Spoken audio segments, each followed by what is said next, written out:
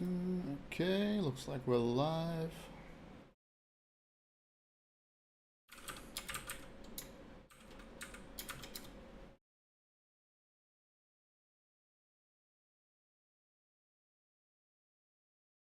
Oh, I didn't change the name on Twitch.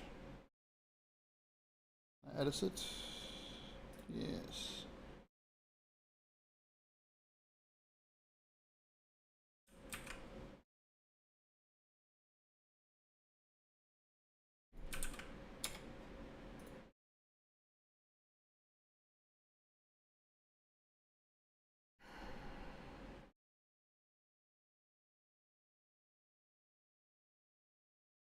Okay, cool. Time to get started, I guess.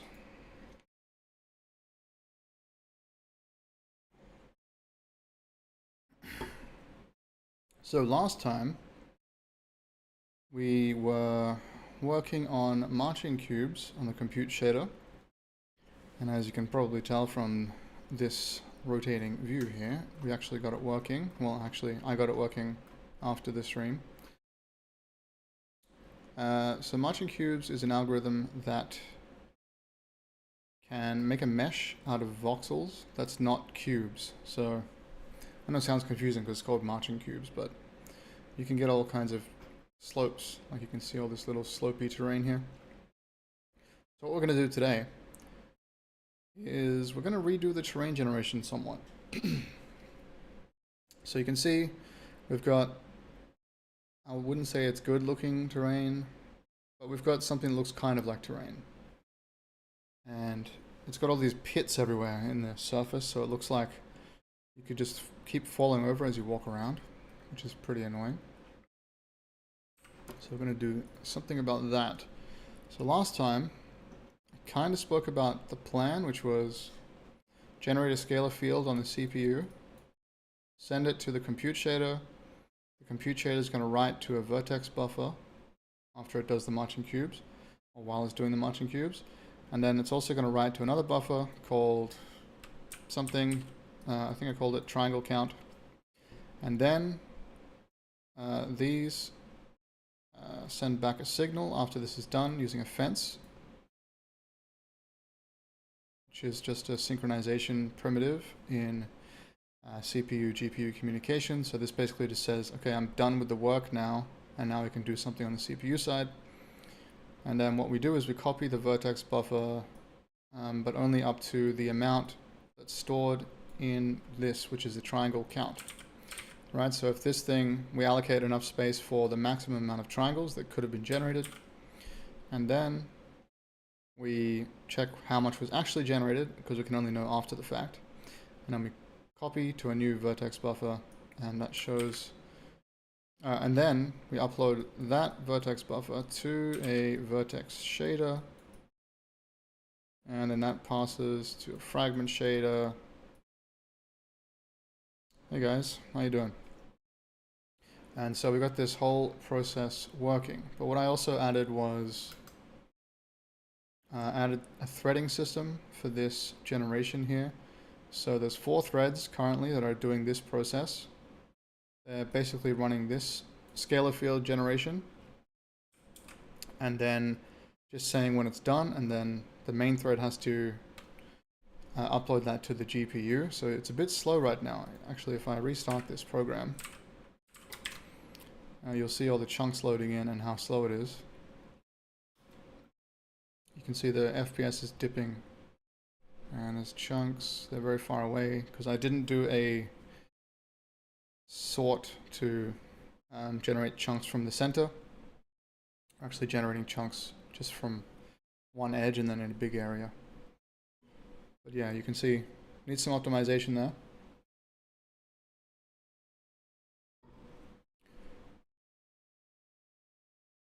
Hi, Abel asks if raylib uses OpenGL or Vulkan. It uses OpenGL.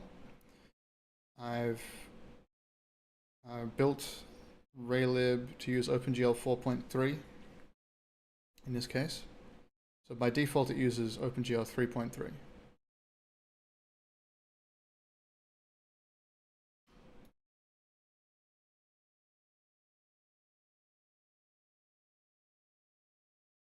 There are other backends available, I believe, for raylib, but the main one is OpenGL for PC.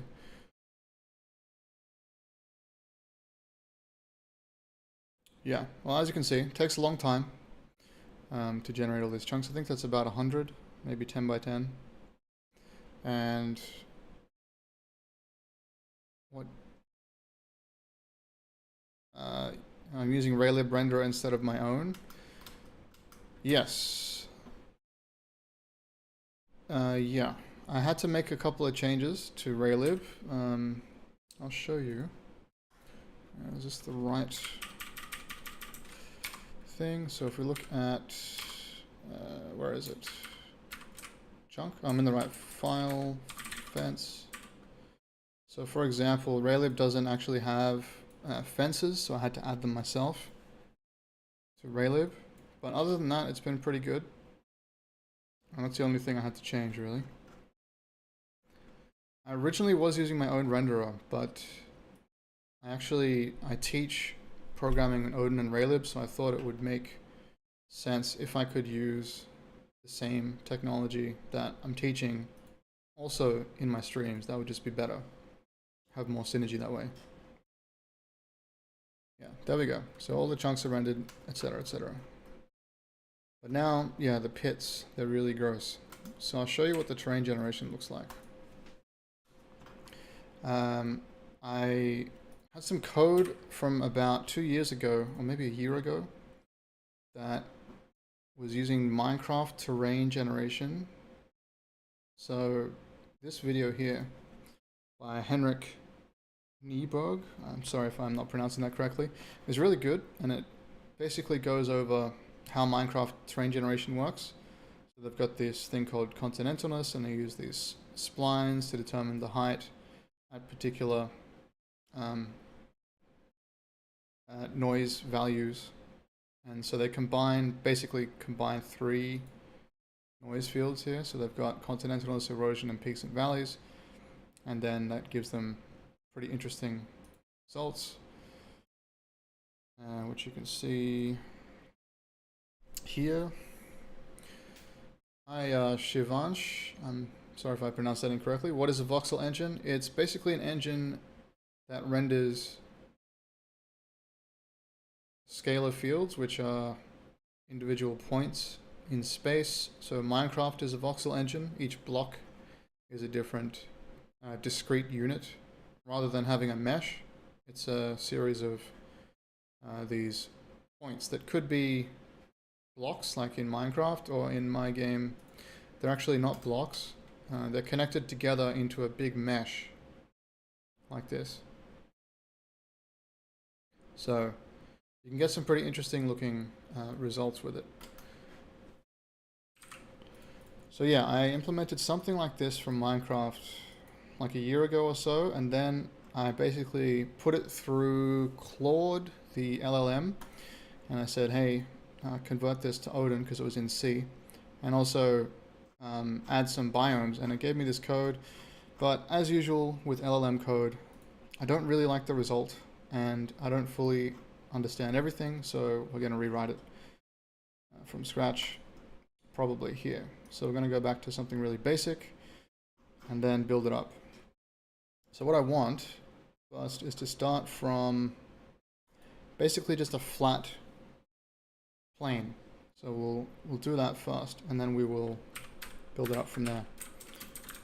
So let's see, what do we need to do? If I look at my chunk generation code here, we request a scalar field generation on this thread, and then that runs this function, which does the terrain generation. So we're just going to actually say, we can just circumvent the whole thing here, and we can say something like if y, or is it world pos y? Yeah, world position.y is less than 32. We're going to return, we're going to say the density value. Density value, by the way, is a value from -1 to 1. and it's what we use to calculate whether something is solid or whether something is not solid. So basically, in this engine, it's reversed from what you might think. So if the density is -1, it's actually solid. So all the voxels inside the mountain there, they would all be -1 or some value below 0, and then all the ones in all the air voxels, they're actually positive. The code editor is Helix. Yes, it is Helix. Yeah. So we're just going to say if we're below 32, then we're going to say we are solid, and otherwise we're going to say we are air or something like that. Okay, and if I just do this, we should get a totally different result here. I'm going to actually close the program first. Okay, oh yeah, I'm going to actually reduce the amount of chunks we're generating. So we're generating way too many right now. I'm just going to do -2 to 2, something like that. So that'll give us 5 by 5. Okay, yeah, see, we got flat ground here. So something that I need to fix is these join points. It's not being connected properly. I'm not sure if that's a lighting issue. Let's have a look. If I go to the fragment shader, this fragment shader was also generated by Claude actually. But I'm just going to turn off the lighting. I'm just going to say frag color is equal to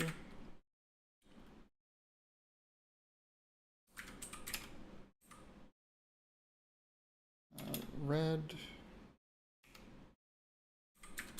some kind of red-ish color, I guess. Abel asks if Odin is easy, if you already know C. I would say Odin is closer to C than C++, so yes. It's much easier to understand than C++. It's a lot smaller. And, hey guys, no need to argue, but yeah, I would say yes, it's pretty easy. I went from C to Odin, for example. I did try Zig as well. I think Zig is getting too complicated. Zig is sort of like a new C++, I think, and Odin is more like a new C. So if you're more on the C side, then I would recommend Odin over Zig. Let's see. Okay, I can't see anything because I set the transparency to 0 like an idiot. Alright, there we go. Okay, yeah, so that was actually a lighting issue, which is interesting. So the seams don't appear. I'm going to actually go into a different camera mode.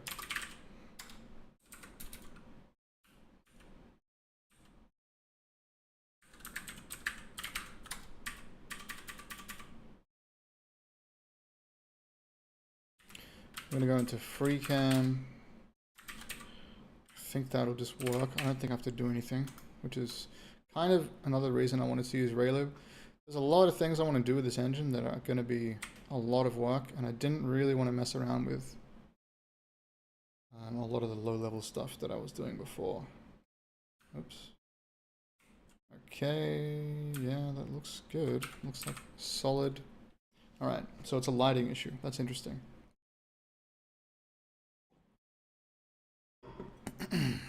Which means it's a normal generation problem, I think. Something wrong with the normals.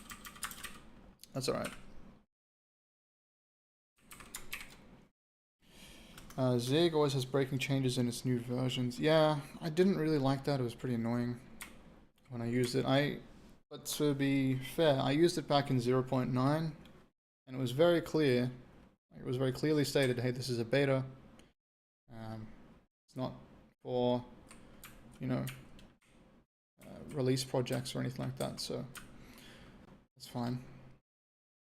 Alright, So we got flat ground. So the first thing we might want to do if we're building terrain is generate some noise, I guess. So let's make some noise. So Odin has a noise library included, which is quite nice. And we can just make some 2D noise. And we can say 2D improve X. Might be, excuse me,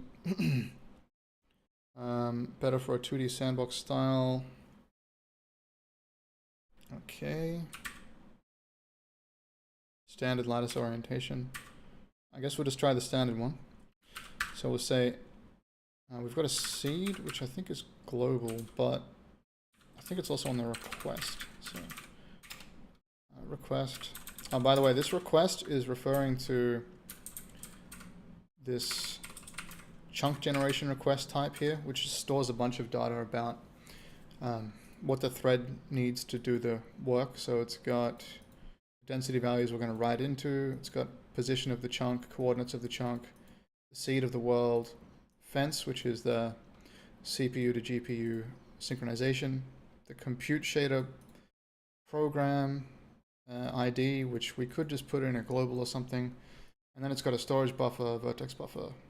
This is where the stuff's going to be written to. This is where the stuff is uploaded to, so the scalar field value is uploaded to the storage buffer, and etc., etc. So we'll go through that in a bit, but that's kind of why it's called a request. Might be confusing if you're a web developer.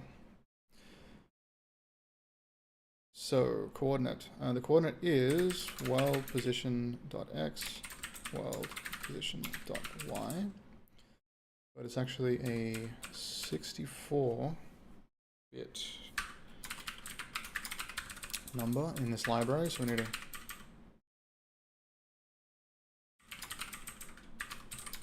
float 64. I'm using a very unusual font for programming. Yeah, I guess. So let's see what we get back. We get back a value of n. And if I just put this straight into here, it will change the terrain. It will probably look very strange. Let's have a look. Yeah. Oh God.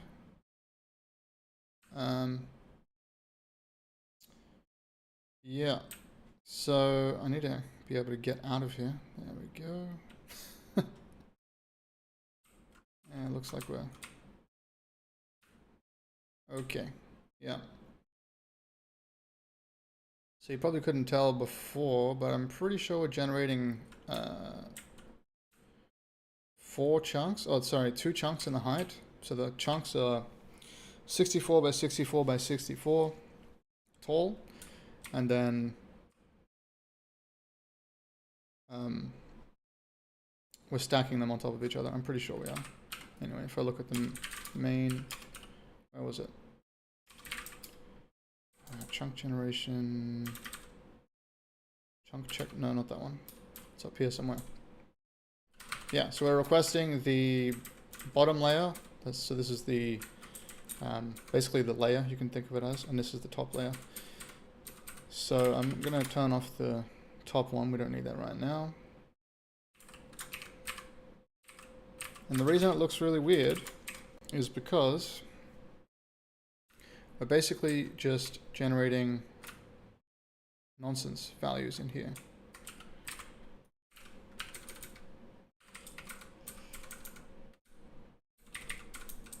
And we didn't even have to put this if statement here, but I'm going to say if we're below level 32, then we are going to be solid, otherwise we're going to be noise. So that way we get something a little bit different, I think. Yeah. And if we wanted to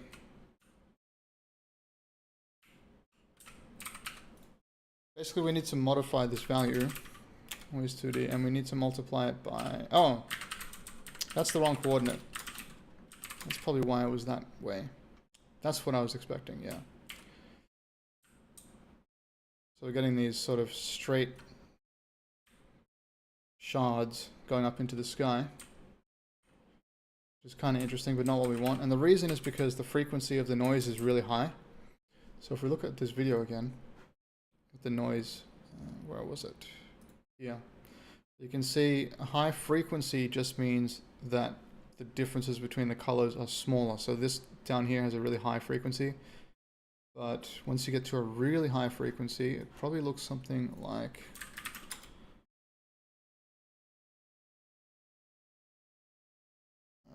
this.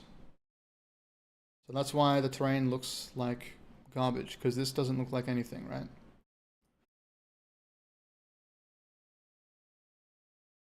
Okay. So what we need to do is multiply it, yeah, like white noise. Multiply it by a much lower value, and let's see what happens there. Okay, now we're getting less shards. Is that wrong? Pretty sure that's what I did before.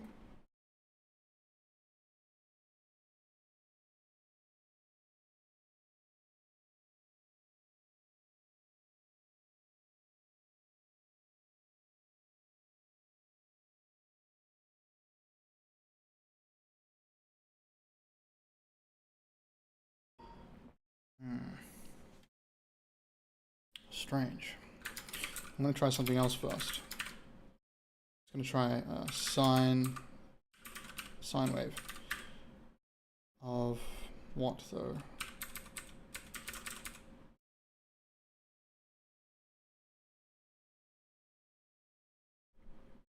I don't remember how to plug this in. Sine wave of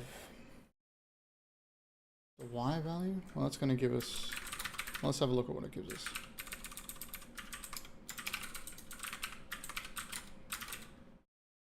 What's the problem? Oh, yeah.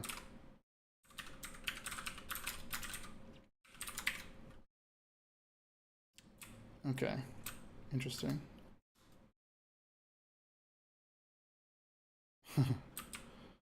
Yeah. So it just gives us flat ground, but multiple times.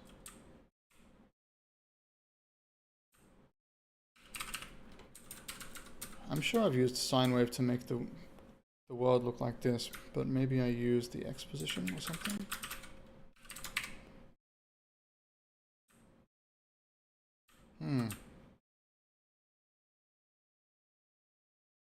Interesting.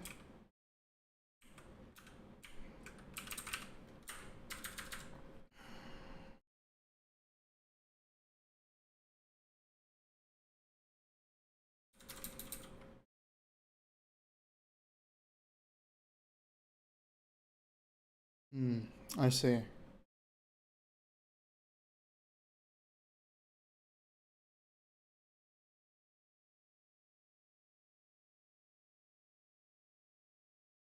Right. So I think if I go back to the noise example, I think it's still way too small. I'm missing the other part of this, which is the frequency and the amplitude. Something like this. Now what do we get? Well, that looks very strange.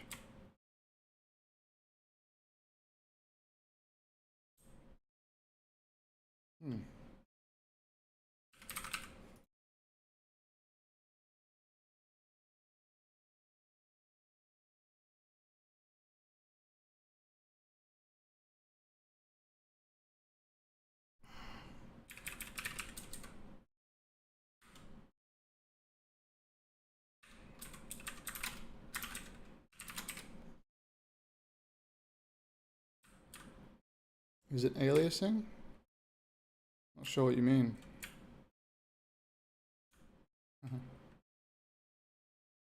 It's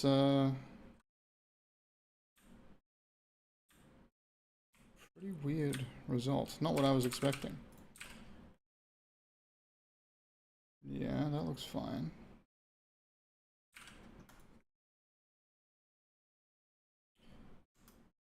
If we look at this,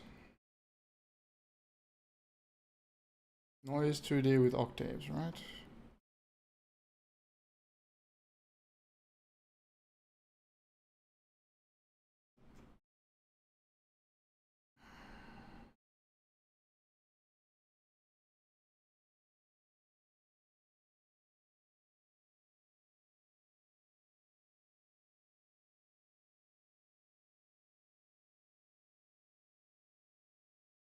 Oh, you know what it is? I didn't, yeah, I didn't use noise directly like this before. I would do something like terrain height at, and then I would get a number back, and I'd pass in the seed, an X and a Z, and that would be, I guess float 32 is fine. And the terrain height at. So this would be the thing that I would say return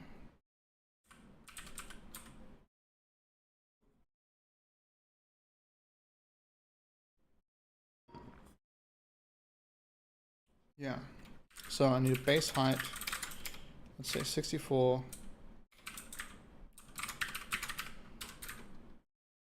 And then I would generate some noise like this.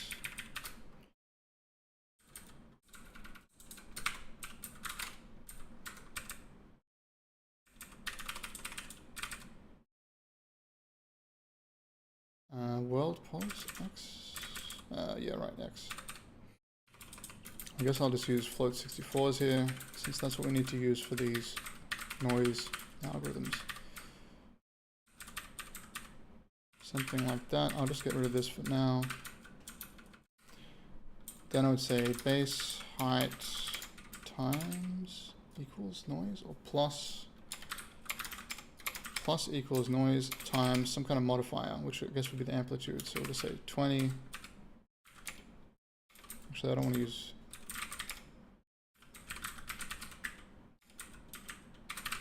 something like this.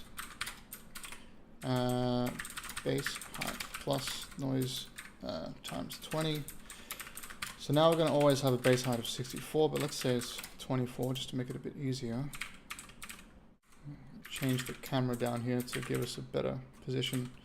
Let's say we start at Y50 and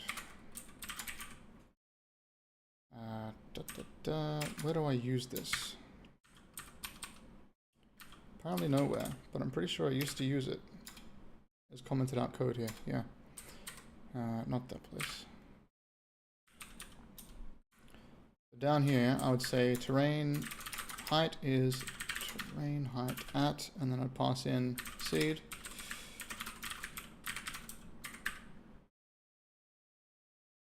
It's really annoying converting between float 64 and 32 all the time. So pass in world position dot x, cast it to a float 64, and then cast it back again.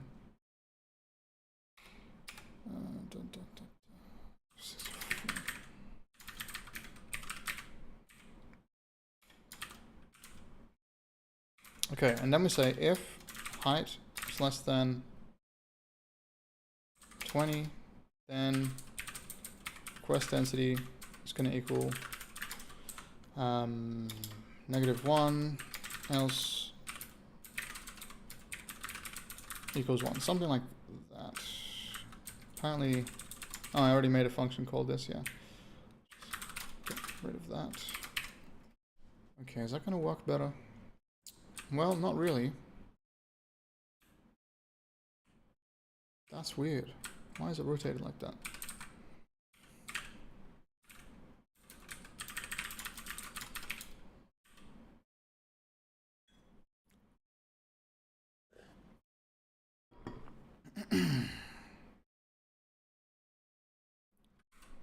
That doesn't make sense, does it? Hold position X and Z. Well, let's see what the height is, yeah? I'll just find it in... What's going on with this program? My targets are all gone. But it's still working? That's strange. Source, chunk. Okay, I want to find height at, what was the 319?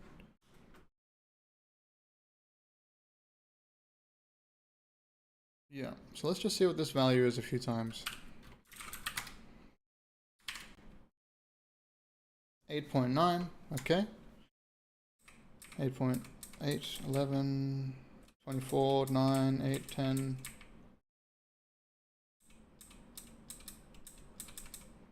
That looks good.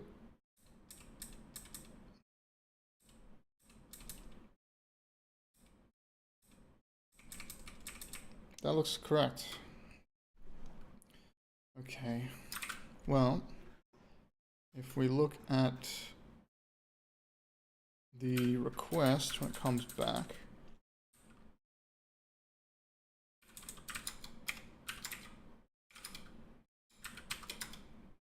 so we put something here, I guess. Chunk line 117. This debugger is called the rad debugger. I think there's a... Yeah, it's really good. You should check it out. It's free as well.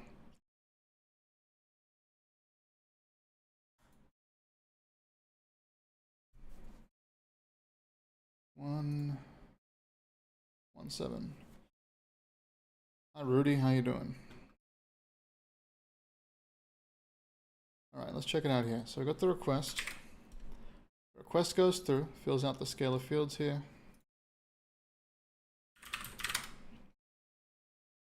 We can see our density values.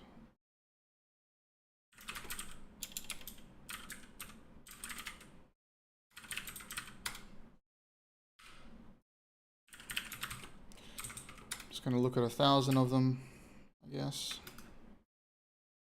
I need to change this to data. Okay, yeah, they are all -1. That makes sense because the bottom layer would all be -1. And 64 by 64 by 32. Big number. So I don't know if I can get the end of this array. I'm sure there's a way to change the view rule, but I don't know what it is. So I'm just going to scroll.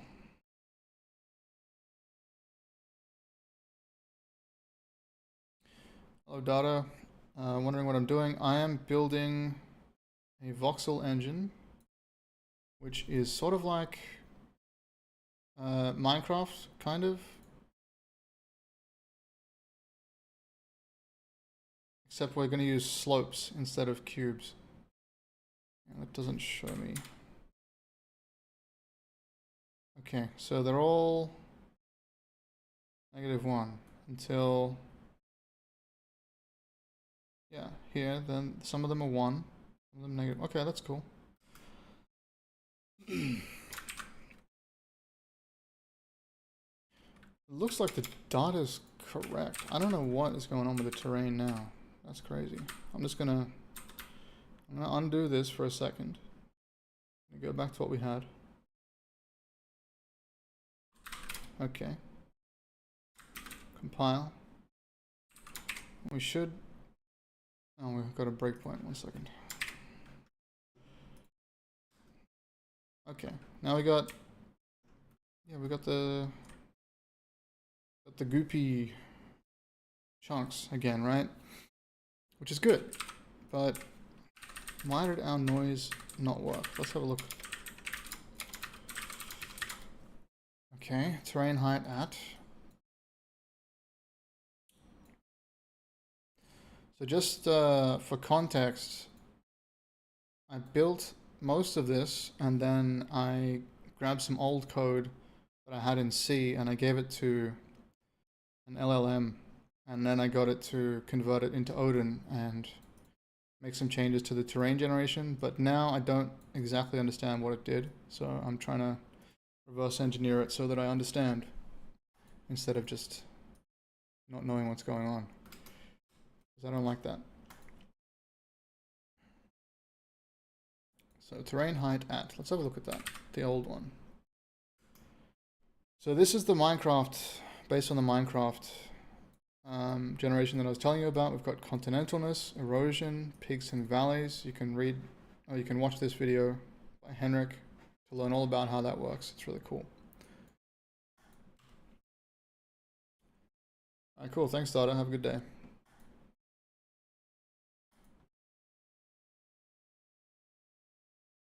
And so if we get down to it here, we've got terrain type, which is one of these biome parameters, which has a base height. So we've got a base terrain height, okay. And then we modify it by, multiply it by all of these noise values, basically, by these factors. Then we get an elevation, which is the base height plus the terrain height amplitude times, etc., etc., etc. And that gives us a height. So if we look here, we get a height. Then we apply a squashing factor, which I haven't talked about, but Henrik talks about it here, and I'll show you a little bit of that, which is basically, if you generate 3D noise, you end up with this cheese-like world, like this, and it doesn't look that great. And the squashing factor is basically squashing the bottom of the world and then making it sort of come down and compress so that you get what you might consider to be a more realistic, ish, but definitely more aesthetically pleasing generation. So the bottom parts have density increase and the top have density decrease. So that's what the squashing factor is for. And then cave noise, I'm actually going to remove the cave noise. I don't think we need that. Cave is in the ground. If underground, we're just going to say we're solid ground. Okay, what does that look like?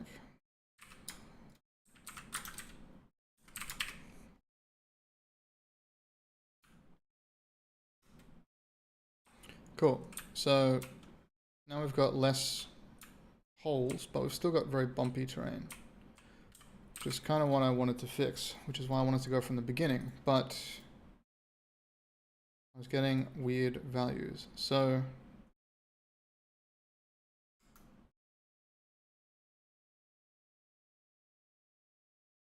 let's see. I'll leave this code here, and we'll say the elevation is terrain height at, right? At some position. But it's kind of weird because it also gives the Y position. Why does it do that? So the Y position...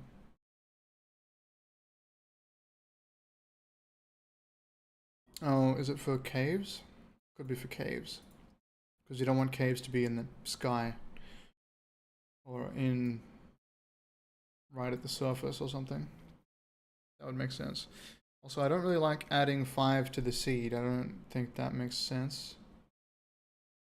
Because then the seed, I guess the seed would still be deterministic. Seed is signed. I'm pretty sure in Odin they overflow. I'm not 100% sure.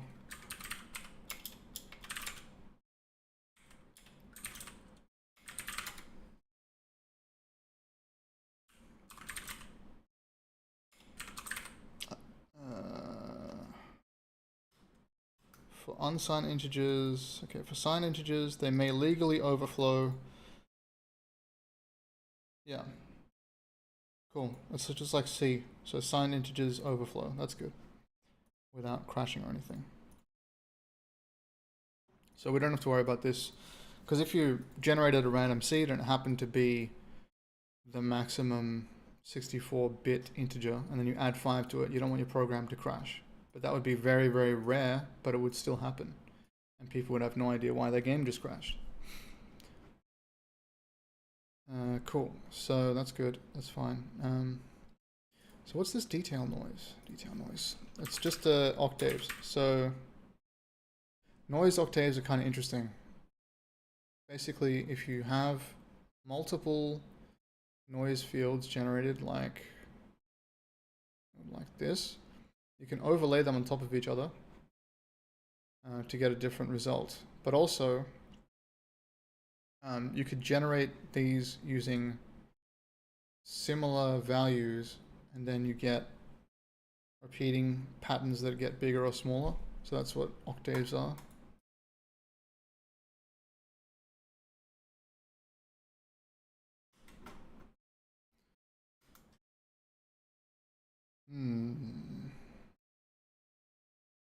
So this all makes sense. I guess I'm just not sure why we were getting those crazy shards and stuff in the one we just tried. So let's have a look.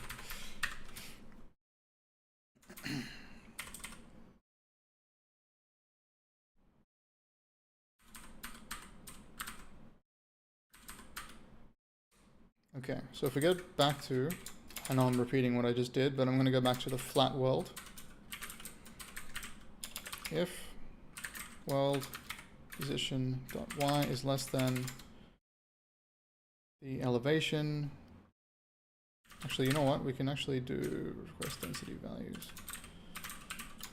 We'll set this to -1, else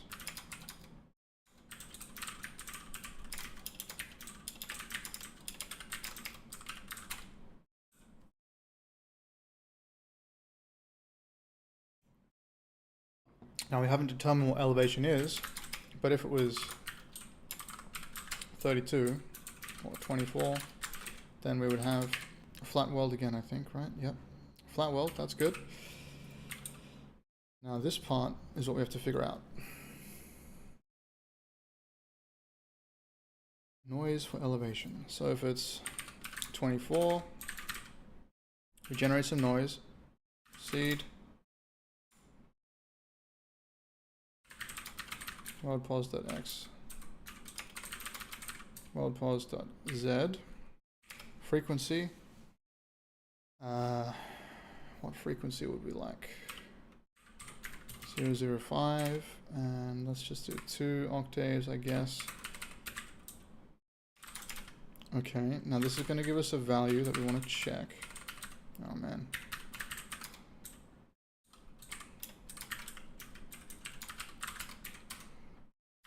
Okay, what's this value? Let's have a look.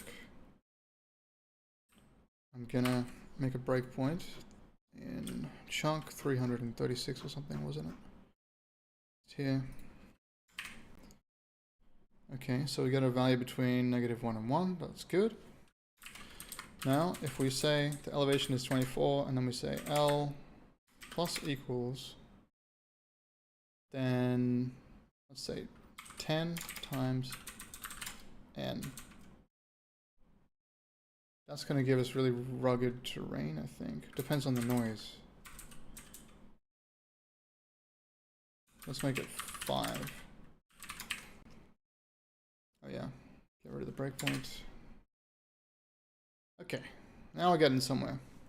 Now you can see the noise in the terrain now. That's good. That's kind of what I was looking for, something a bit more flat. But, you know, we have no features now, so it's really boring. That's why you add all those other noise fields to make it a bit more interesting. Okay, and then if we wanted to add some details, we could say detail noise is going to be noise 2D with octaves. You know what? I'm going to look up which... actually, I know frequency. What I'm trying to figure out is, okay, I want there to be, you can imagine this is your terrain, right? I'll just do a sideways view. This is your terrain, you've got a few hills. I want there to be things like mountains, whatever. But I don't want there to be mountains just everywhere.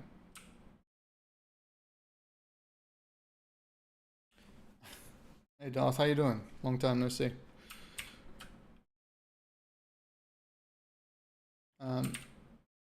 So yeah, I don't want that to be just mountains everywhere, which means you've got to do something like generate a high frequency noise so you get the high variations.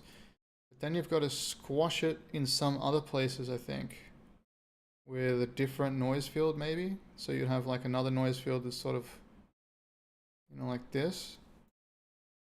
I'm not sure exactly.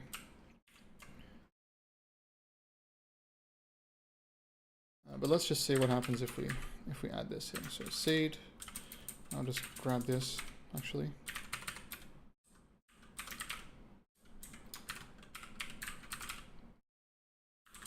Okay, so this is our pretty flat one. If we put 4 octaves with a higher frequency, that should give us more detailed terrain. And then if we say plus equals 10 times detail noise, could be kind of crazy. Yeah, there we go. We're getting a lot more variation of elevation now, which is good. Something that I don't know how to do just yet. I guess this comes to the spline thing that he was talking about. So right now, we're applying noise directly to elevation.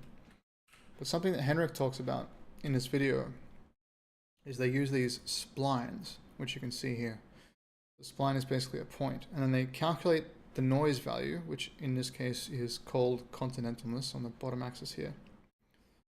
And then based on this value, they set the height to something. So if the value is between, let's say 0 and whatever this is, 0.25 or something, let's say it's between 0 and 1, let's say this is 25%, then it's just flat at the base level, and then at this level they jump up to this next height, and then at this level they jump up, and then they sort of gradually increase and taper off up here. And so this would give them sort of periods of time where the terrain is actually just flat, which is kind of cool. So this is sort of like a step. And then they combine that with the other one, the other two actually, but one of them is erosion, sort of a negative or a reverse graph here. And then that gives little variations in this shape, but you'd still get sort of a general flatness, and you'd get sort of different heights. Whereas what we've got right now is we're basically just directly applying noise, so we're just going to always get sort of this kind of shape where nothing is ever flat for too long, which is not great. Well, I don't really like it. I kind of want there to be flat points at some point.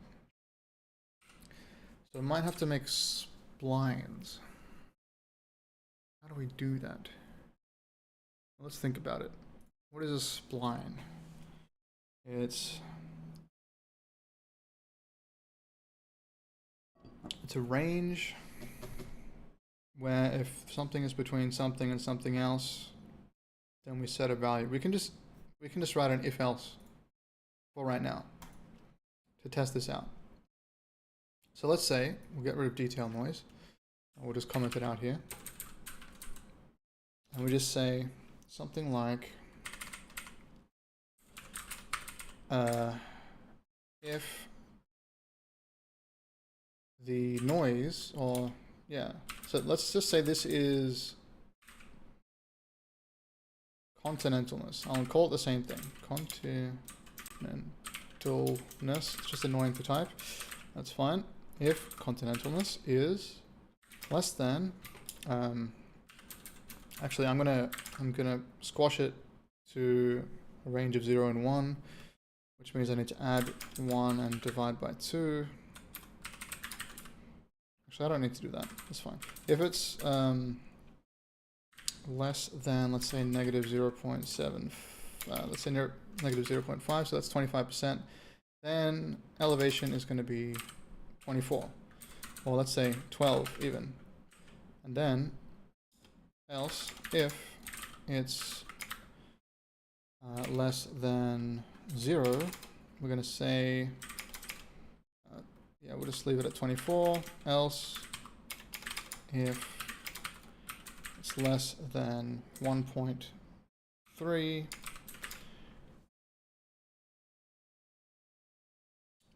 oh, hi, someone in Twitch is saying the picture is all black. Oh no, really? Let me have a look. Is that what's happening on Twitch? Hey, thanks for letting me know.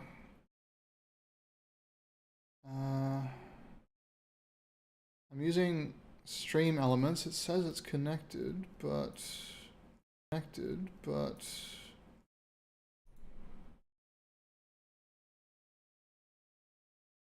on YouTube it's fine. Yeah, someone said this happened last time. I was hoping that it would was just a one-off thing, but it doesn't seem like it. Give me a second. So how do I fix this?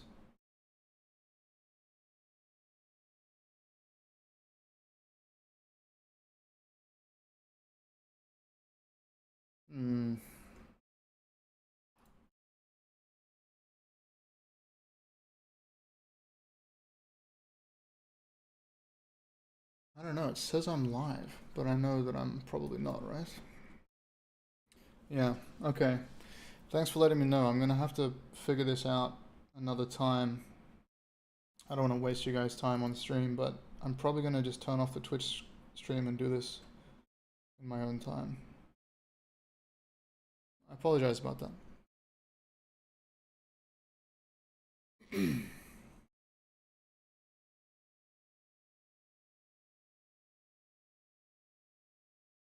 Okay, are we still on live? Are we still on YouTube? I just turned off Twitch.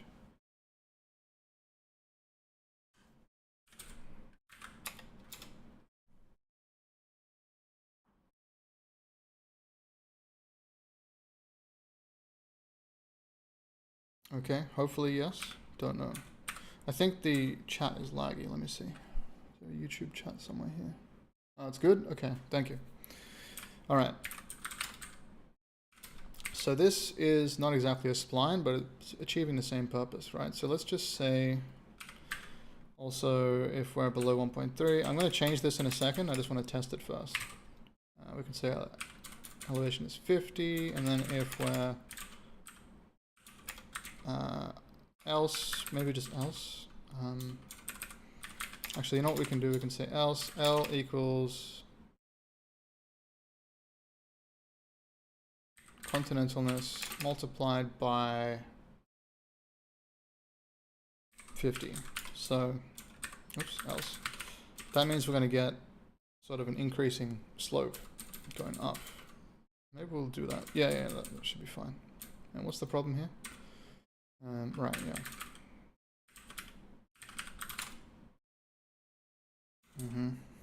So, let's just see what that looks like, I guess. Alright, yeah, so we got flat plateau sort of things as I was expecting we would. That's good. Oh God, I need to make this fly around camera much faster. It's very slow. We don't have any terrain that goes, you know, up. It's all just flat. Maybe that generation, or maybe it's just not gonna do that because the code is wrong. Well, let's have a look. Continentalness multiplied by 50.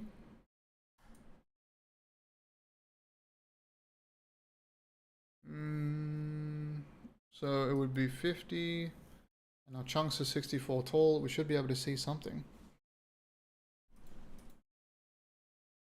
Less than that, less than 0, less than 1.3. Oh yeah, I'm stupid. Less than 0.3. Yeah. Great. There we go. Now we should see... Yeah, see there's a slope over there. So we've got some flats and some slopes. A little bit strange. Interesting.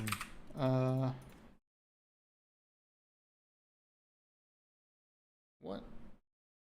So less than 0 is this. Less than 0.3 is this. It goes up to 1, right? So it would be, let's say, 0.4 times 50. Oh, yeah, that's too small. So maybe 50 times this plus... Oh, no, sorry. 50 plus continentalness multiplied by, I don't know, 10 or something. That should give us... Yeah, sort of what I was thinking. Right. Okay. So, I mean, I don't like this terrain, but you can see what we're doing here. We're actually figuring out how this works so we can make something a bit more interesting. So this is cool. So now we've got flats go into slopes at the top, which is pretty nice.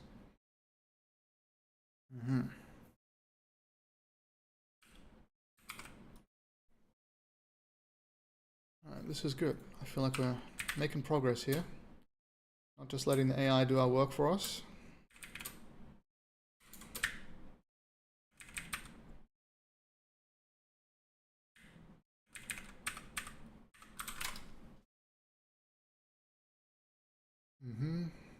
Noise 2D with octaves, great. So that's our continentalness sorted. Don't really like this, but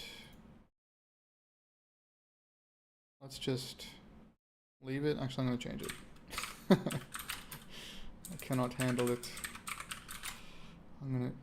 Why does it have to go up in increments of 12? I don't know. Actually, that's 12, 12, and then that's not 12, that's 8. That's fine. Cool. So we've got this kind of land. It's looking pretty boring still, but definitely better. Better than a flat plane. Now we want to add the other things. So Henrik talks about the other two fields here, which are continentalness, and I keep going back to this point here. Erosion, peaks and valleys. Is there a noise generator, 2D noise generator online? I want to see if we can just do something online. Yes, there is. Thank you, Kid Fox. Cool. So now we can kind of see. So we've got, and we can't really see what we're doing. It's a bit different because we're using octaves. Does it have octaves? Levels? Yeah, levels. Cool. 4. How many do we use? 2. Okay. 2 levels. It's going to be a little bit different because we're using simplex and that's Perlin, and probably it's not exactly the same, but the algorithm, this part is probably not the same. We should get a rough idea, I think. That's groovy. Yeah, interesting. Hang on, I can't set.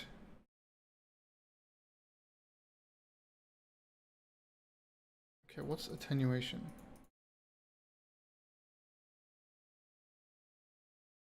Is that equivalent to frequency? No, this is definitely frequency, right? Or is this octaves? Oh, it says right here, controls how multiple levels are mixed. Less attenuation will make the coarse levels more prominent, giving you a rougher look. Blend extra levels of noise. Each additional level is half the resolution of the previous one. That's what we're doing, I'm pretty sure. If we look at here, sorry, this procedure, multiply it by half and multiply the frequency by 2, so that's the same. Just make this a bit bigger. So we want, what is the cell size? Determines the coarseness of the image. 8. Right, so this is the frequency, I think.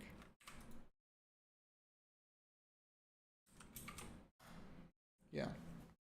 Cool. So we want something with a really high cell size, which would be a low frequency. And that would be for erosion. Let's just see, let's experiment with that. Okay, we're going to make some erosion.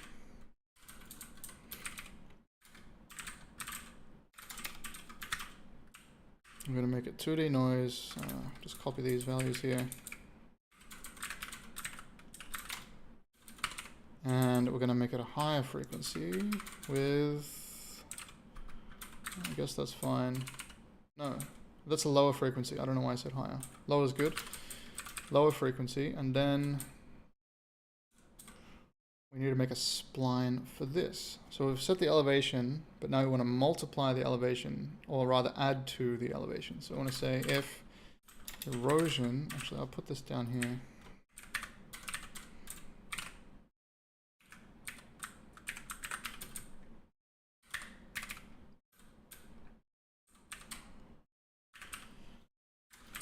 Alright, so we can say if the erosion is less than, well, let me look at his homework. He had the spline up here, didn't he? Splines. Where was it? Oh, here.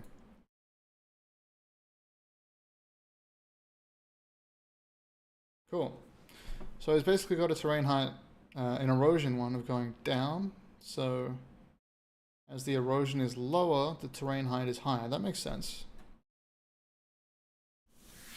This editor is called Helix. It's like a mix of Kaku and NeoVim, except you don't have to configure anything really, which is good.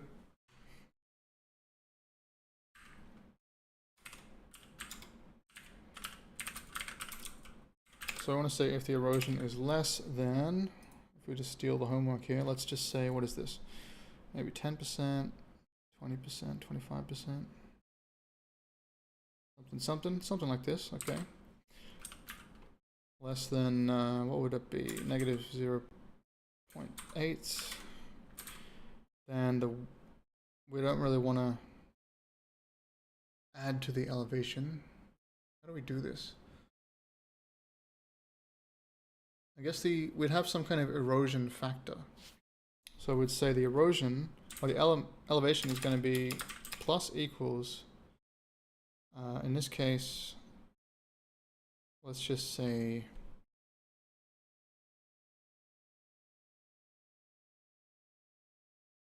actually, I got to think about this. So this sets the base terrain height, and this is supposed to be a modifier, right?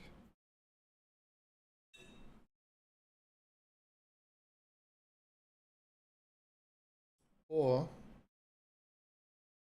do we generate the 3 and then average them? That could also work. I'm sure there's better ways to do it mathematically. So let's just say, I'm going to make another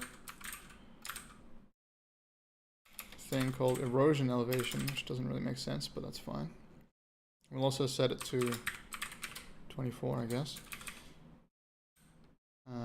So we'll just say it equals,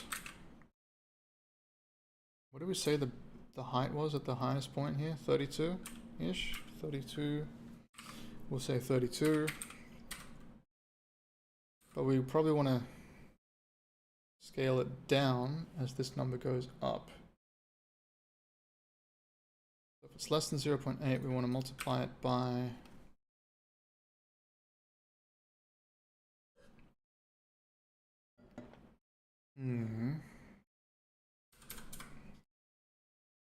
my brain stopped working. Let's say we're trying to calculate this line, okay? So we're less than 0.8 on the erosion scale, which means we're all the way down on this side. And our terrain height, let's say this is 32. I want to calculate this line. As the erosion increases, the terrain height decreases, which means we need to multiply the terrain height by negative something times the erosion to get this slope, right? So I'll put this as 32, and then we'll say erosion multiplied by, let's just say 10. I'll just say times equals erosion times 10. Is that going to give us what we want? I think so. Or is it negative erosion? Oh, the erosion needs to be a positive number, which means we need to normalize it between 0 and 1.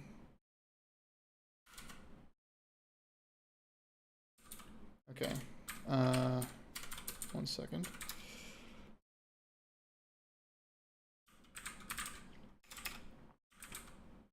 Erosion plus 1 divided by 2.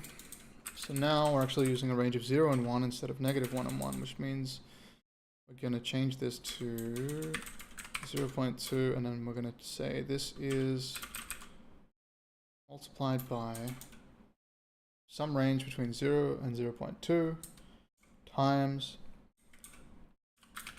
negative 10. Okay, I think that's right. Yeah, okay.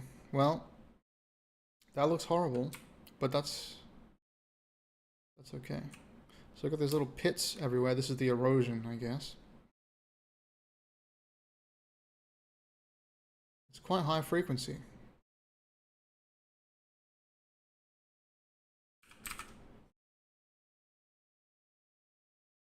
Oh, I think I'm supposed to add it, not multiply it.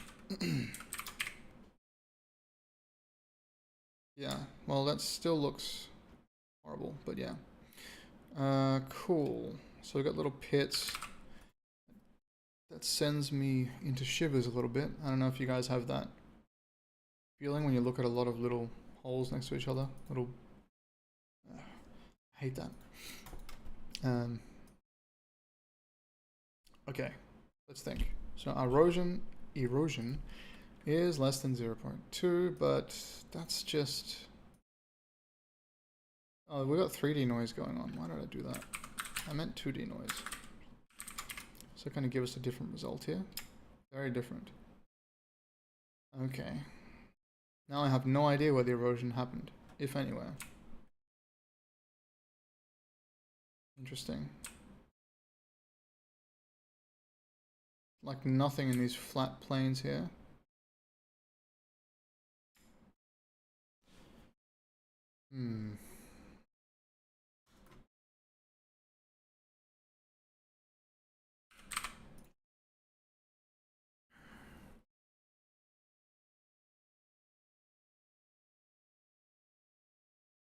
Let's have a look at what the values are going to be when it comes out here. Okay, 0.5. Oh, it's not less than 0.2. Okay, it's always around 0.5 it seems.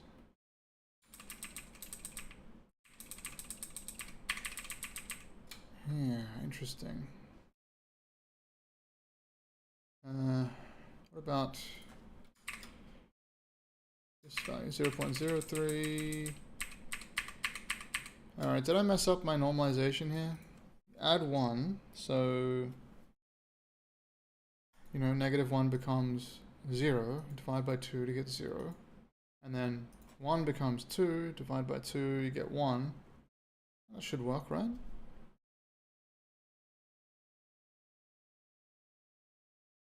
Okay, so this is 0.03. So if we add 1 to it, we get 1.03. And then we divide by 2 and we get half. Right, yes. That makes sense. Is there another... Oh no, these values are actually just in the middle range. So this noise frequency is not working for us. Okay, gotcha. Let's see.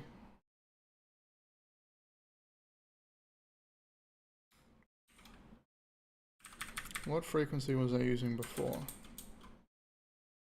0.002.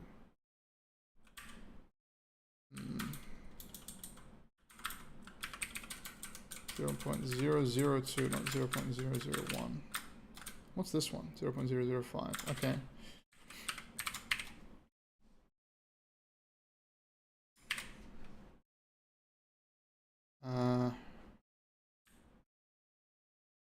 Cool. Why did I not check the number first? Check the number. Number is 0.04. That's better. 0.08, 0.4, 0.08, 0.2. Okay. Looks like we're getting a range of values here, which is nice. Yeah, we do actually go into here, but this times -10 makes the elevation equal what? 23.3. That's not really much, is it? We need to multiply this number by something else. So maybe, you know, 10 plus erosion, or 5, maybe a smaller value. I'll just remove this.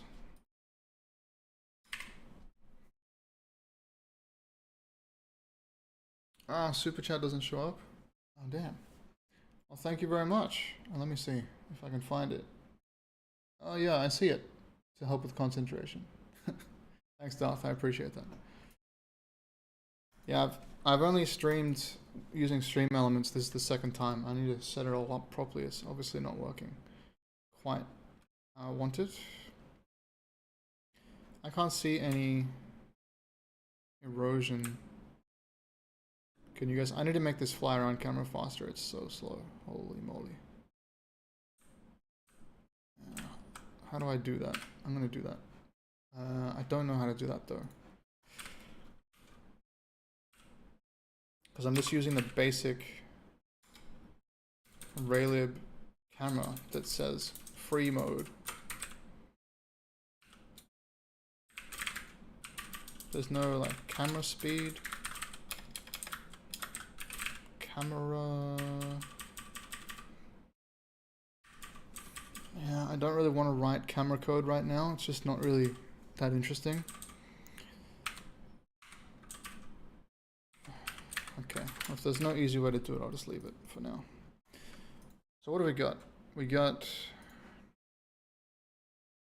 let me actually move this over here. There is an activity feed, which I could see a super chat in, so I'm just going to move it here. Oh, but now I can hardly see the chat. Oh man. Not enough space. Oop.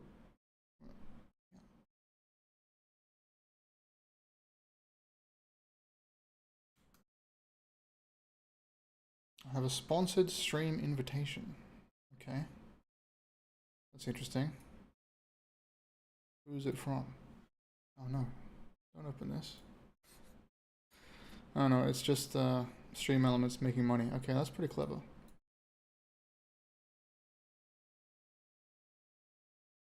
Cool. Great, thank you. Okay, now let's look at this value. 24. How is it 24? If we added 5 plus erosion times.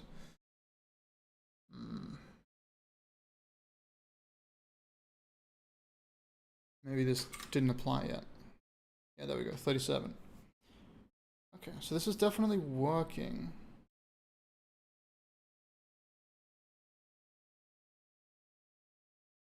The elevation is 37. Good. The thing is, I'm not really seeing a difference in the terrain. Right? Am I crazy? It looks pretty much the same.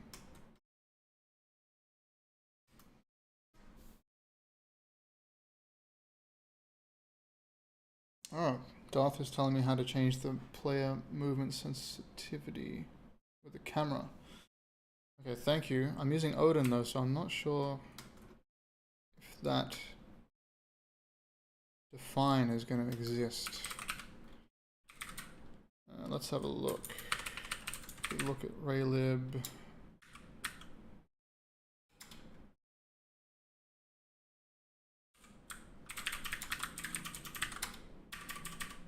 No player movement in here. Raylib slash. Yeah, there's no camera.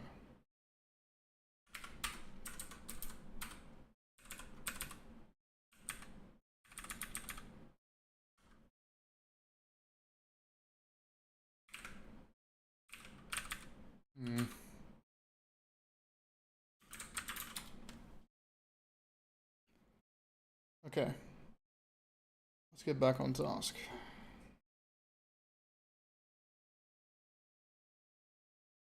I can't even remember what I was doing. I was looking at this number, erosion, and then looking at the elevation, and then the elevation just seemed like it wasn't really being affected by it. So,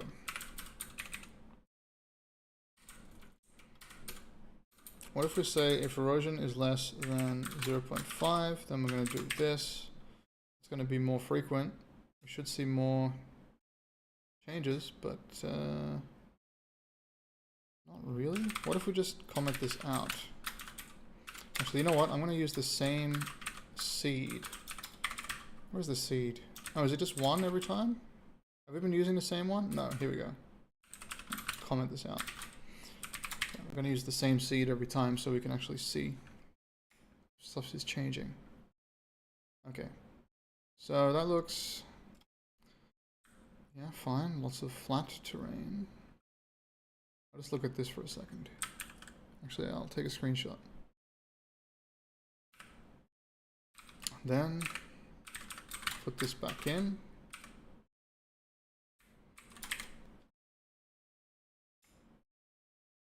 Where were we looking? Over here. I don't know, man. That looks the same to me. Alright, what are those big rings? The big rings were there, weren't they? Maybe not.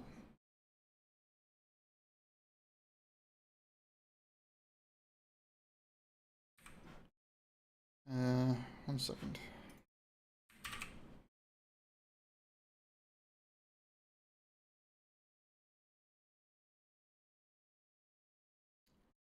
Didn't mean to open a sprite, but these big rings, I think they weren't there.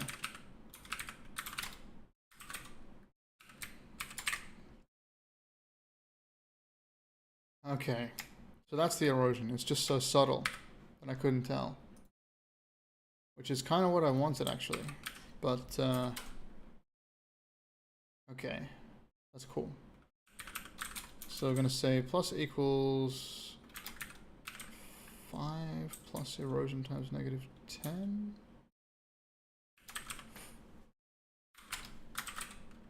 What about if I do that? Oh, wow. That was really big erosion. We don't want that.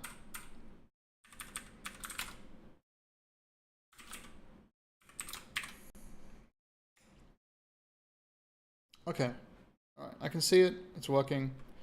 That's cool. We'll just mess with a different value now. We don't need this erosion elevation. Okay, we're going to say... What was the next thing? Peaks and valleys, right? Peaks and valleys. I'll just copy the same code.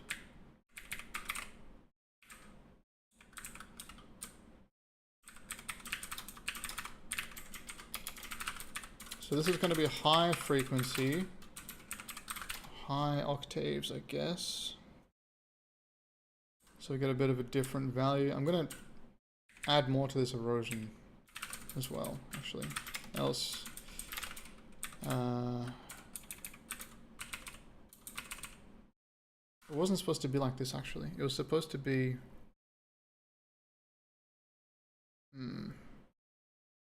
Okay, I got an idea. The reason I had erosion elevation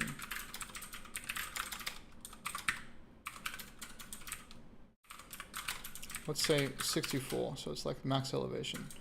Now what we're going to say here is we're going to say if erosion is less than 0.5, then we're going to multiply erosion elevation by erosion. And then we're going to say elevation equals elevation plus erosion elevation. And we're going to divide it by 2. Whoops. Actually, I'll just divide it by 2 to make it less confusing. So we're dividing by 2, and then we're not going to use that right now. What does that give us? Yeah. Okay. Interesting. So basically, we're getting a sort of gradient going up, which is nice. I like that. So we're averaging out the values instead of adding to this value. I'm just going to average them. So my idea is sort of we make one kind of flat terrain, which is going to be sort of like this something. This is going to be the continentalness one. And we make one which is erosion, which is going to be like this, something like Henrik had in his graph, something like that. And if we add those together, divided by 2, we're going to get sort of in between. Now we could also have weights on the values, so maybe this one would be dominant, or maybe to get the same kind of weighting effect, you would just make this smaller. So it would start down here and such. Either one is fine. It's going to give us a little bit more of an interesting terrain. So I'm going to put this down here, and I'm going to say peaks and valleys, all good, and then I'm going to normalize it to 0 and 1 as well. This makes it easier for me to do the math in my head, because I don't have to multiply by negative numbers, which is just confusing to me. So let's say less than, what is Minecraft have? So peaks and valleys is sort of like continentalness, but smoother. I've got the smooth splines. Yeah. So what we've got right now is really crude. So we've got only linear interpolation between points. Here, this is linear, and this one is linear plus some modifier. But that's okay. We don't need perfect terrain. Actually, there's a lot of other stuff to work on before getting the terrain looking perfect. So let's just say we're going to have something like this. Say 10%, 20%, 10%, 25%, 50%, something like that. Okay. I'm just going to put this on the other screen so I can see it.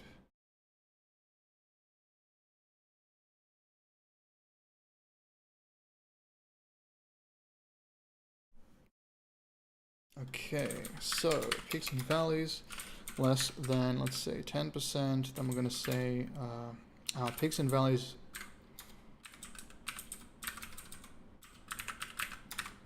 elevation is going to be 0. I'm going to start at 0. So up to 10%, we're just going to do a linear multiplication again. I'm pretty sure Odin has easings somewhere. Maybe we should look into that. Yeah, there's easings here. And then we can use easings.net. Where is that? Is it .net? I think so. Have you guys seen this? It's really handy. If you're doing animation, it's quite nice. I always forget what these are, and there's a little animation to show you.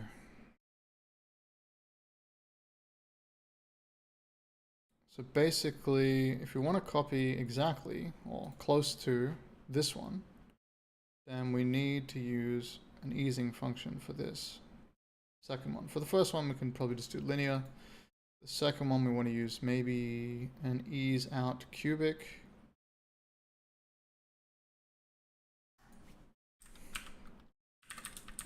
So let's see about that. I really need to use the shortcuts to mark bookmarks. You can set bookmarks. I can't even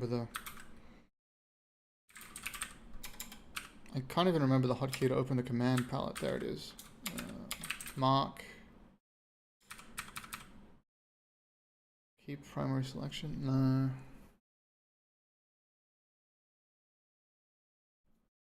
Well, there's some way, I can't remember exactly how it is, but you can mark places to jump to, and you can just jump between them. Jump backward on jump list. Jump list. Save current selection to a jump list. Control S, and then Control, or just space J. Okay, so if I do Control S, and then I press space J, oh yeah, I can see it. I've actually got all these places in here that must have been marked automatically. So Control S, Control O, Control, what was the other one? Control I, Control I, Control O, Control I. Okay, that's pretty handy. Gotta remember to do that. Okay. Peaks and valleys. If it's less than 0.1, we'll just do a linear. So this one equals, I guess we would have to get the value that it goes up to and multiply it by that times 10. So let's say this is 64, then this is going to be,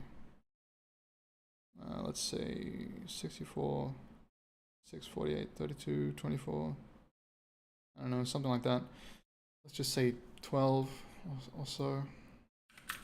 So 12 times peaks and valleys times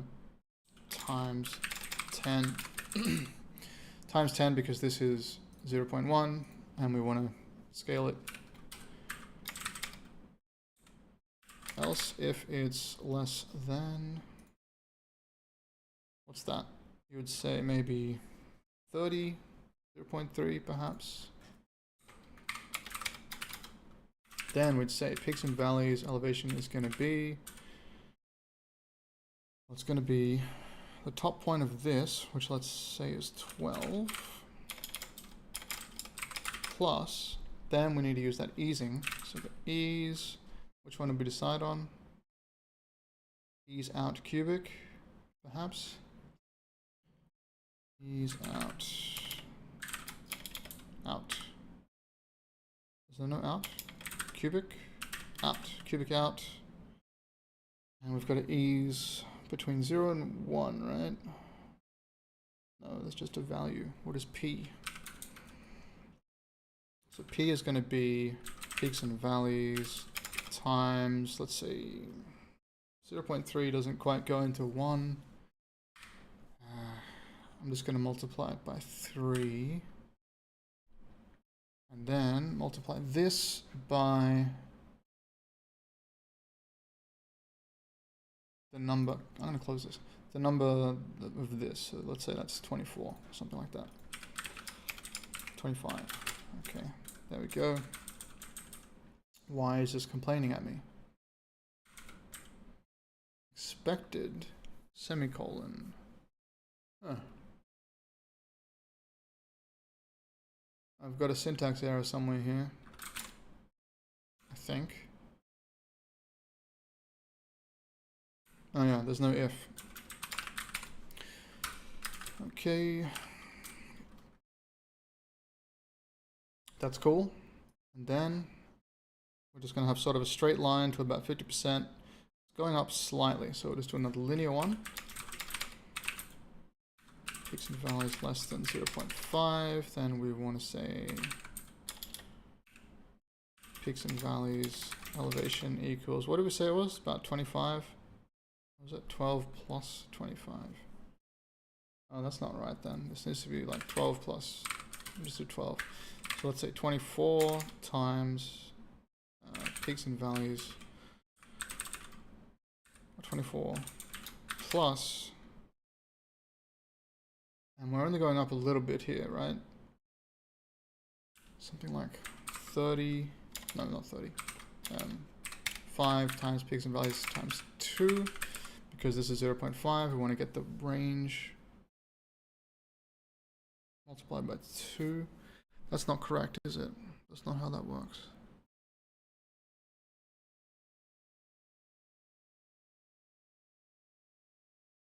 So that means we'll never get a really small value. That's fine, whatever. Let's just have a look at that. Oh, I didn't average them, so we need to average them again. L equals L plus erosion plus peaks and valleys. And then divide it by 3. What does that give us? Well, I don't see nothing. I didn't see anything last time either. Okay. Otherwise it's 0 though, so it's kind of interesting.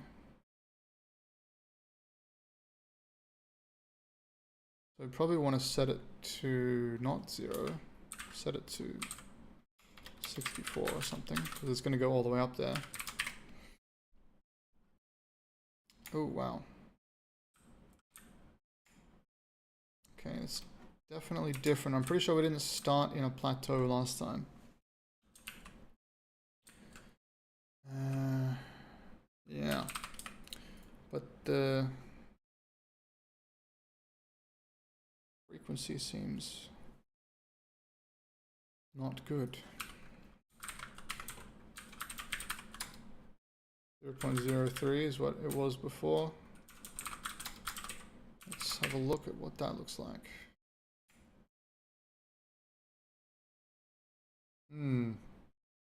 I don't know if this averaging technique is going to work for this. Let's have a look at the result.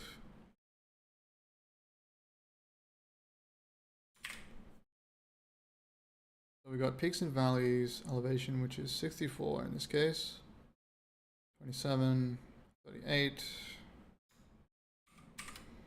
and we divide them and we get 43. Yep, that sounds about right. I think this is too simplistic. And this is 64 again.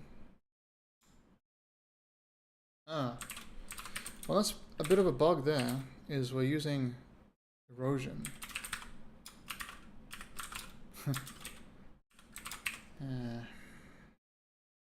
Right. Let's see what it looks like now. Okay. That's very different. Very, very different now. Yeah.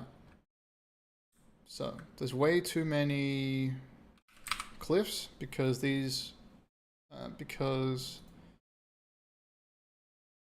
this one is fine, that's linear, but this one, when nothing happens, it's 64, so it's just going to go straight up to 64. We don't want that, not really. So what we're going to do here is we're going to just say it's peaks and valleys, elevation is equal to the peaks and valleys noise value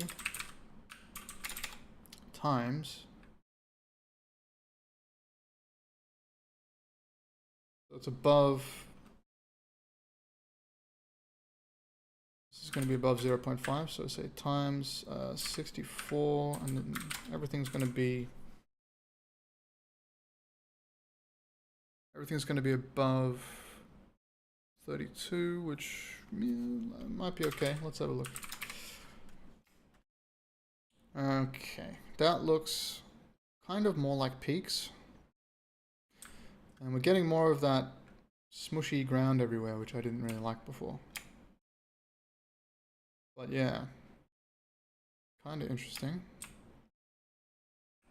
Cool. So we can probably work with that as a terrain. I'm going to make a different camera system. Well, not a different camera system. I'm just going to change the camera system to first person. And then I'm going to turn this back on.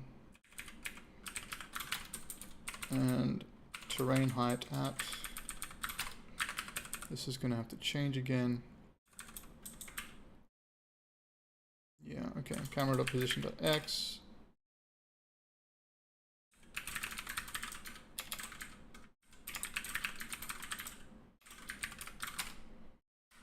Okay, and if the ground level is greater than player height, which is 1.8 meters, because every game character is 1.8 meters, right? Whoa. Okay. Cool. This is definitely wrong.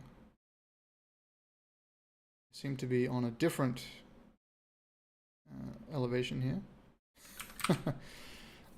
Terrain height. Is that the one we were just using? Or did I rename it? Oh, I didn't. Yeah.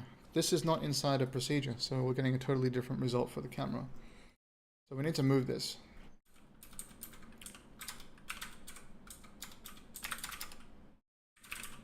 Jump, terrain, height, at, seed.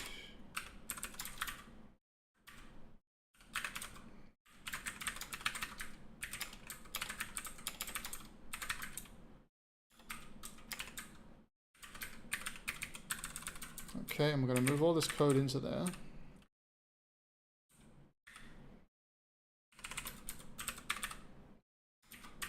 Apparently this is not a function. Okay.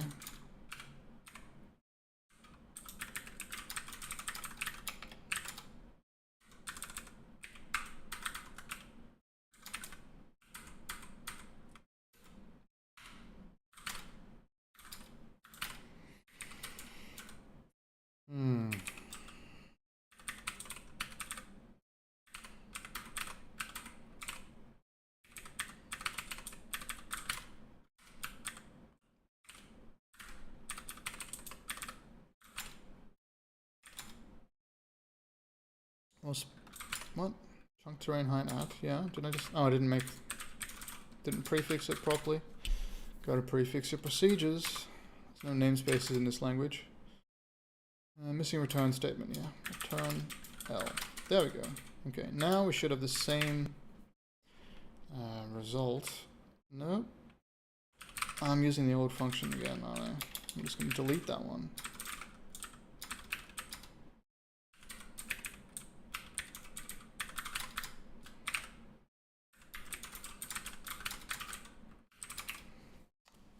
Okay, there we go. Okay, we can move around, we can jump, kind of. Look at that, it almost feels like a game. Whoa. Cool. Great. Okay, that's... I mean, still don't like the terrain generation, but now I fully understand it, and hopefully you guys learned a bit about it by watching this. Although I am going to say I don't still fully understand how the noise works, as you could probably tell by my trial and error, so I'm going to have to learn a bit more about that, but that's fine. Cool, so we kind of got some flat areas, which is nice. You can see we've got, so over there we've got these sort of walls, like wall cliffs. Now what would be really cool is if we would add some 3D noise, we'd get some overhangs. But I'm going to save that for another time, and instead going to shift gears to something else. I've got a list. Yeah, right. So it's a little bit laggy when I start the game right now, and also when I'm generating chunks, which I don't like. So if we want to look at the chunk generation code, let me just remove this stuff. I just leave commented code out. I mean, I just leave commented code in my programs all the time. Actually, I will comment that out. So we've got these 4 threads here, and they all run this procedure, chunk thread generate. And then, basically, actually, I'll go through this type first. There's a type here. Where is it? Here. Actually, not the type. I already covered the type. This thing, generation state. So I've got 3 queues and an array. Basically, what we're doing is pending scalar field generation is the first queue. So when we send a request, why is this? Yeah, I don't know. We send a request. What we do is we say, okay, hey, I want to generate this chunk. So you can see chunk request. I want to generate the chunk at coordinate x, z, and y0 in this case. And then we also send the compute program. That's just because I don't have it accessible, and I've got to send it around to all these procedures, which is a bit annoying. But anyway, compute program, which is just an OpenGL handle. Don't need to worry about that. And then I say, okay, we're going to lock this generation state. So that's this chunk generation state. So no one else can touch these queues or this array while this is locked. We're going to lock it. We're going to create a request. The request is going to allocate some memory for the voxels. Those are the density values we were just playing with just then. And then we're going to store this data on the request. So seed, chunk coordinates, position from chunk coordinates, and slice and the compute program. And then we're going to push that into this queue. Then we're going to print. There's a chunk generation request. Actually, I can just show you in here this sort of log. So you can see here, chunk generation request. So we request all these chunks. And on a thread, I don't have the threads numbers or anything or labels right now, but you can see we've generated a scalar field in 189 milliseconds and yada yada yada. That's the terrain generation basically, or at least that's the noise stuff that we were doing. And then the main thread creates buffers. So the buffers are what we send, what we use the GPU to read. So we create buffers, put the scalar field values in these buffers, and then we copy the data. Wait, what is this? Copy data, created real VBO. in 100 milliseconds. Where's the... I guess I don't have a print statement for when we actually send that off to the GPU to get computed. So basically the next step is send it to the compute shader, which is here. Don't worry about that, that's just some data we need. The compute shader goes through and calculates the marching cubes, which is how we construct those mesh. Instead of cubes, we use this algorithm to generate a mesh. And then we append all the vertices. So this is the vertices and positions, and this is the normals. That's how we can get that really simple but kind of okay looking lighting for a first pass, because we have the normals there. And then that all gets put into this buffer, vertex buffer. What's vertex buffer? It's just this. It's an array of floats that we have here, vertex buffer. And then once that's done, we get a signal and it says completed mesh generation. So we're up to this step.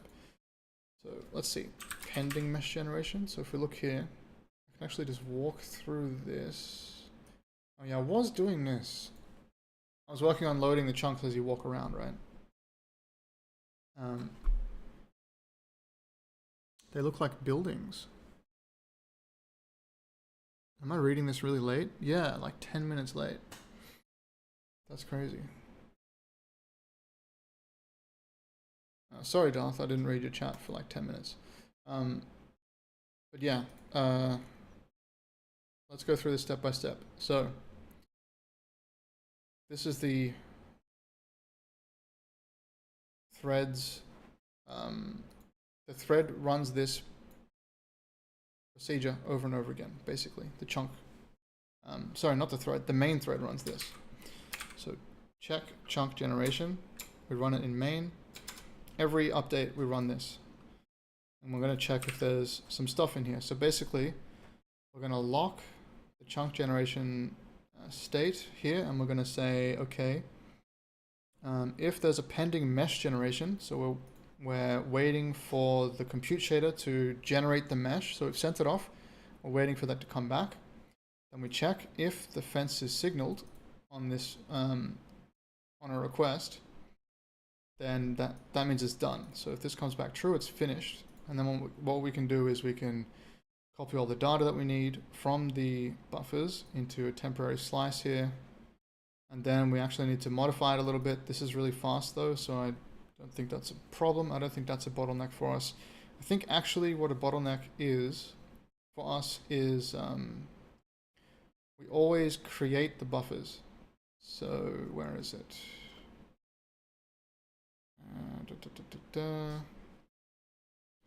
Yeah, here. So when we've completed the scalar field generation and it's time to send it off, then we create buffers every time, but these buffers are always the same size. So we always allocate the maximum amount of voxels, that makes sense, the buffer, and we always allocate the maximum amount of triangles that could exist in one chunk. And so these buffers are always the same, but then we just delete them later, which I think was up here. Unload. Now I'm going to test it. I'm going to add some timings in here so we can test how fast and slow this is, but I think this is going to be the bottleneck. But yeah, let's have a look. So we've got created buffers. That's cool. So that's when we complete that. Appended chunk. This is useless. We don't need the time for that. We can just say we appended the chunk. The reason is because it's always like 0.01 nanoseconds or something. It doesn't really matter. Appended chunk. I guess I'll put the coordinates in here. Maybe I should do that, yeah.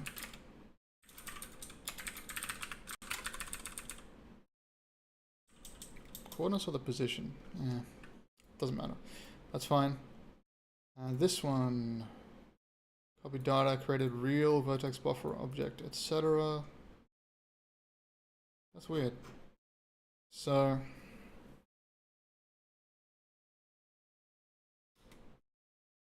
I said we didn't have a print statement for something, but it looks like we got a print statement for everything.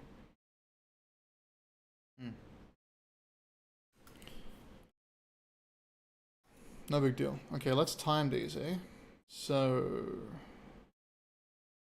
actually we already have a time here. So this is copied data, created real VBO, etc. So let's have a look at how long that takes.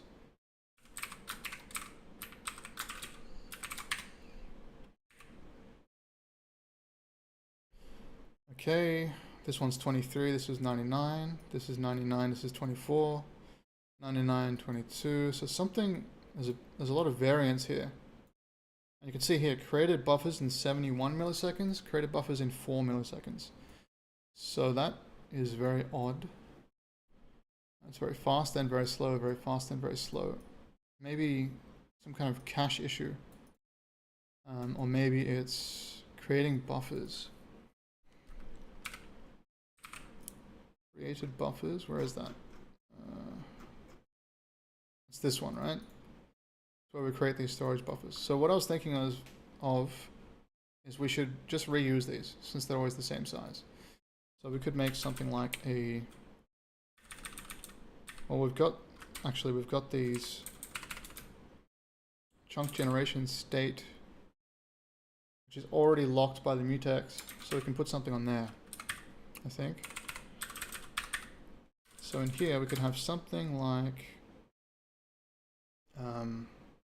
vertex buffer pool. Just make it a dynamic array, I guess, or maybe a queue. Yeah, we'll make it a queue.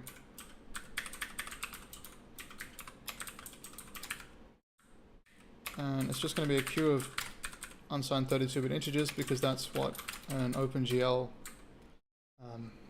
handle is. And then let's say scalar field buffer pool as well.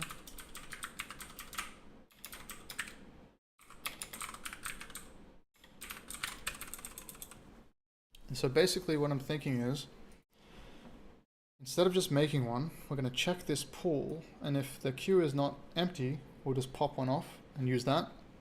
And then when we're finished, we'll put it back. So that way, let's say we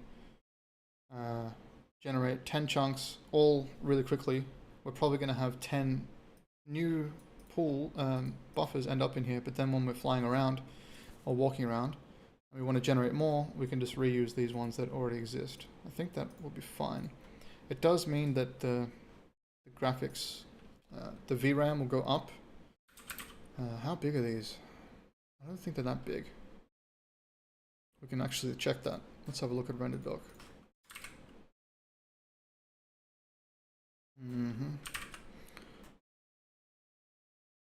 No program selected. Okay, there we go. What about that program? Thank you.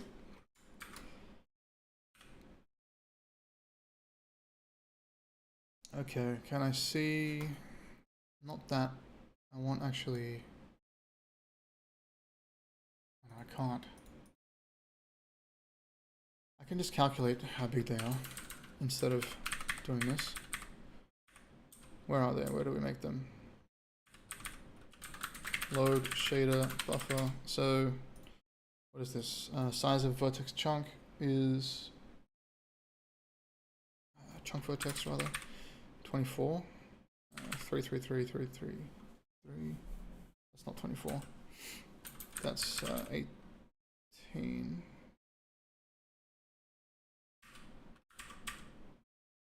Times 3 times 5 times chunk voxel count. Well, how big is that?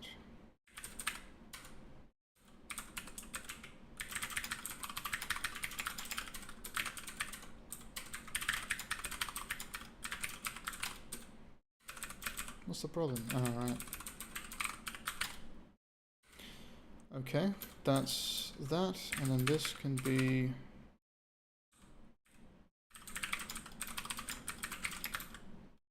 storage buffer size.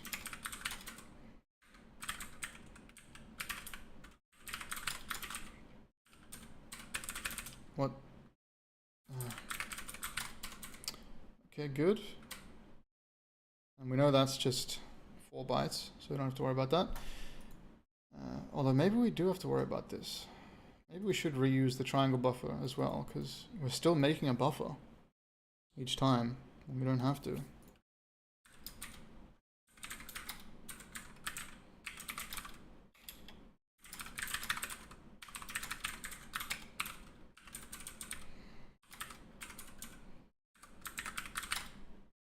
Cool.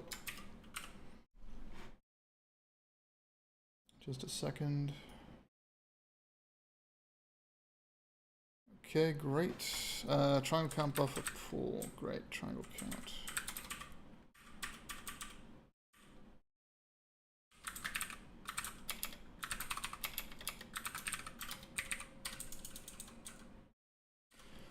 Okay. I'm just going to check the size of these real quick. I didn't put a breakpoint anywhere, so we need to do that. I don't even know which line it is. 245-ish, 250.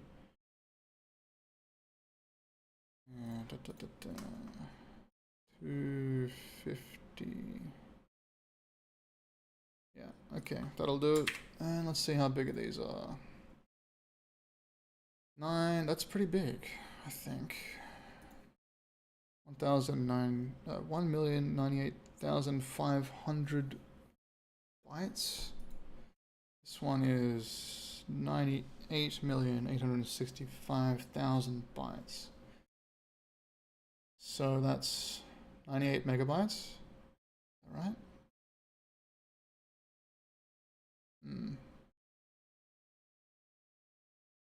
Yeah, that's all right. I think we can keep those around. It's probably not going to be that many anyway. Okay, so let's have a look at the pool idea. So if we say here, if queue length, and we use the chunk generation state dot storage buffer pool, where is it? No, apparently we don't have that. Call it scalar field buffer pool. Okay, well that is more accurate, I suppose. Scalar field buffer pool is greater than 0. Then we're going to say request.storage buffer equals q.pop, and then we're going to copy this again. Great. What's wrong with this? Pop is not declared. Did I mean, is it just pop? No. Oh yeah, I have to actually. Oh yeah, it's called pop front. And I also have to put a pointer here. There we go. I mean, grab the address. Else, this. That makes sense, right?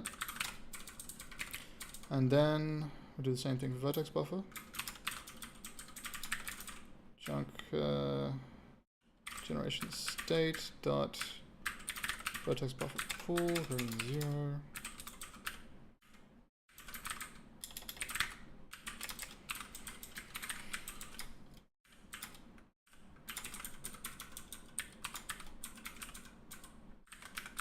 Great. Else this, and exactly the same thing here as well.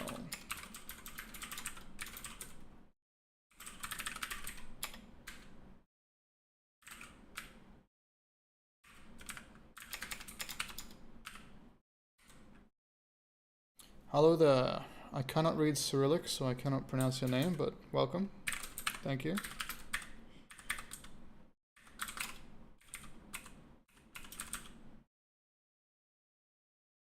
Else, no, what am I doing? Got distracted. All right, so now we should have a, well, we need to actually put stuff into this pool first. I mean, as well. So I got the triangle count buffer here.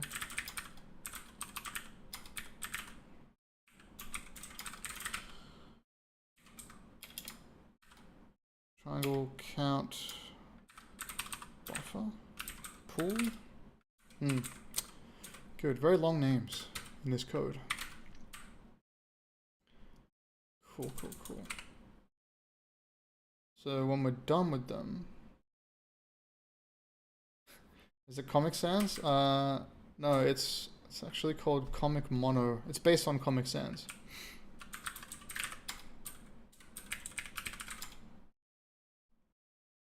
So instead of unloading them, we're just going to put them into the pool. So we're going to say q dot push request text buffer, storage buffer, and triangle count buffer. There we go, and let's just make sure that, I mean, we have to be inside the mutex here, right? But I just want to make sure. Yeah, I'm not specifying which queue to push it into, which is a bit of a problem. Yep, okay.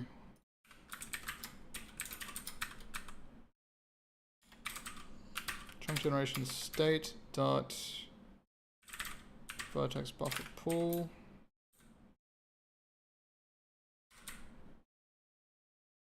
This is actually going to be storage buffer and oops. So I don't use an IDE. No, I don't use an IDE for coding. I don't really see any point in using an IDE. It's just, you know, the IDEs I like the most are actually the, what's that company called? They make JetBrains. Wait, is that their company? You know, like a Rider. They have a bunch of products that I can't remember the names of for some reason right now. I like those ones. I had to use Visual Studio yesterday, and that was, let's just say, not a very fun experience for me anyway. Push back, yes. Push back, pop front. And what's wrong with this? Did I call it something else? Oh yeah, I did.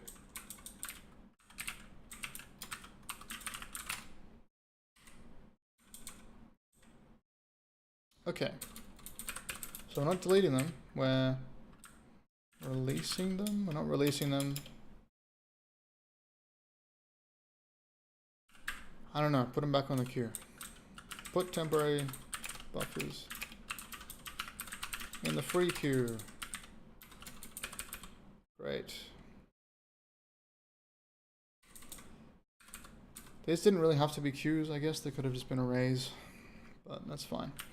And then we could have just checked the last element in the array and got that. There's no real reason for them to be queues because they're not being processed sequentially. But anyway, that's fine. I think we have a...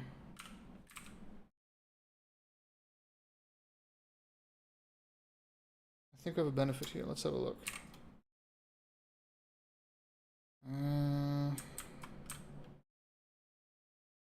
Well, that's interesting.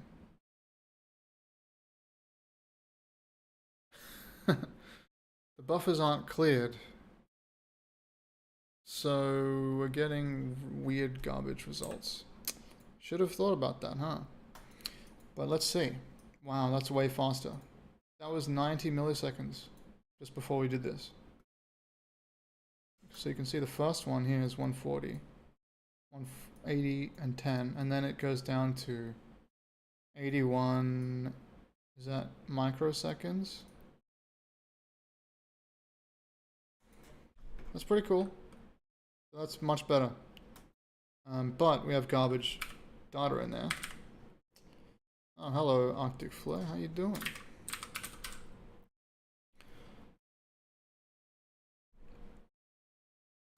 You agree that Rider is good. Use it with Unreal Engine, and it's so much better than Visual Studio.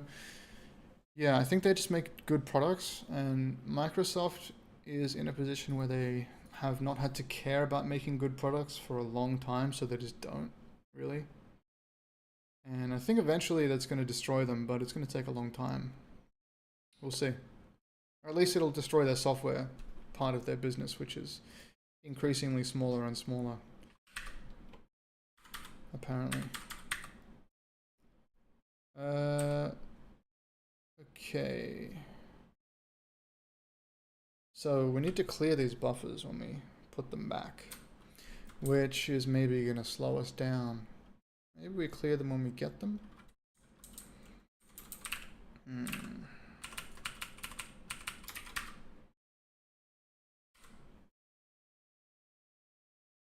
So, clearing a buffer.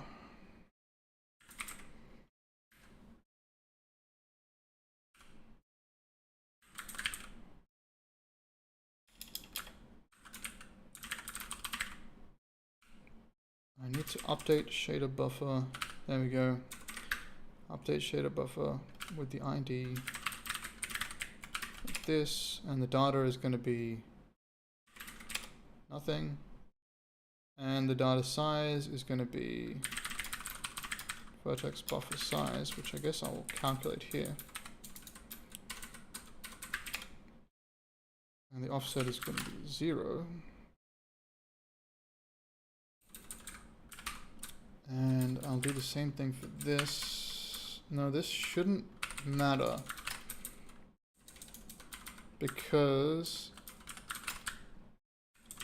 we always override every single voxel in the buffer. So this one varies in size, which I think is why we were getting the weird result. Or that could be wrong. Okay, it looks like this is just very strange.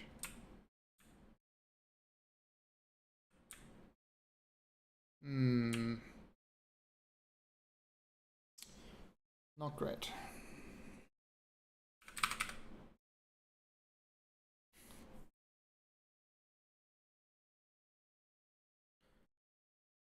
What did we do? What did we do? Is it the triangle count buffer? No. That's just 1 byte. I mean, 4 bytes that we override every time, so it wouldn't really change. Alright, let's just turn these off one by one, and we'll see if that fixes anything. I'll turn them all off, actually, first, and see if that reverts to what we had before. So the way that we do that easily, I guess, is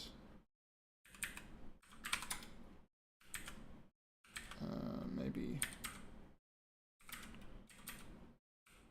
this, and then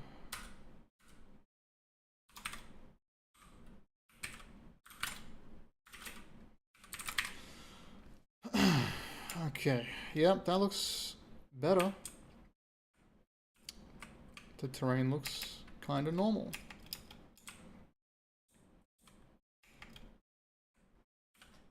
I mean, up to our standard of normal anyway. So, let's see what happens if we turn this on. Oops, this is the scalar field buffer. My theory is that nothing should change.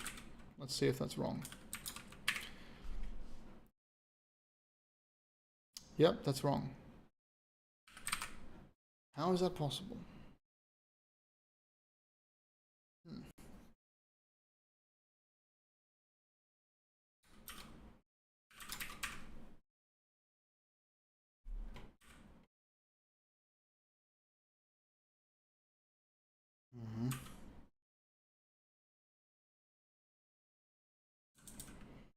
Okay, I'm gonna see what happens if I override the values here.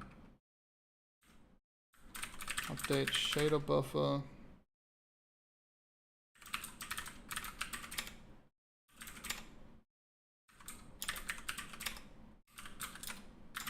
I think that's gonna erase it. I'm not sure if it did.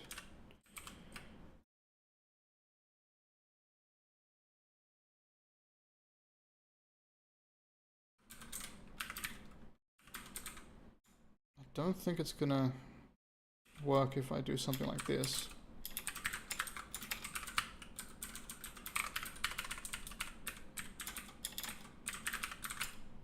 I think that's a very dangerous thing to do.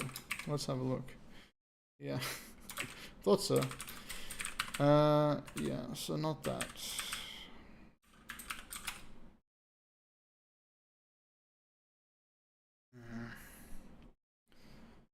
Okay, if any of you guys know what's going on, just let me know anytime.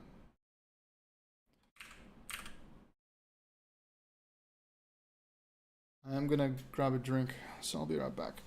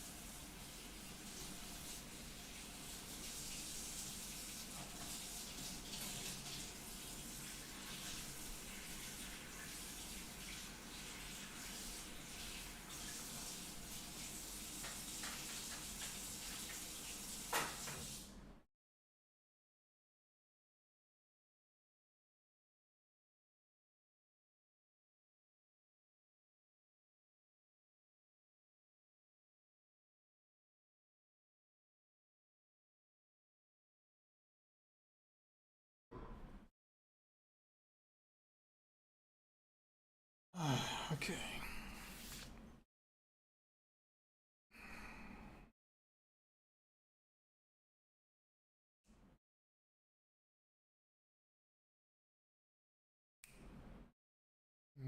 No, it wouldn't be that.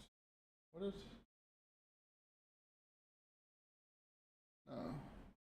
Okay, so all OpenGL buffers need to be created from the main thread, which means that there's no race condition going on here.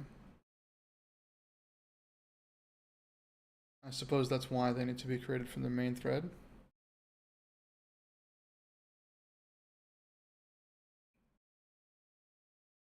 So we're reusing the storage buffer, the scalar field buffer, which gets filled with numbers every time, completely filled. There's no space in it.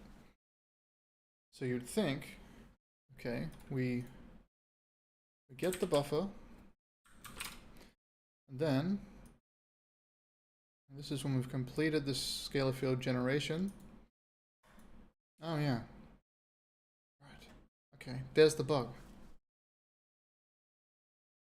We didn't update it with the correct values. So we need to actually update it with the density values like this. Yeah, there we go. Okay, fantastic. Now, these probably work, I think. Well, I hope so anyway.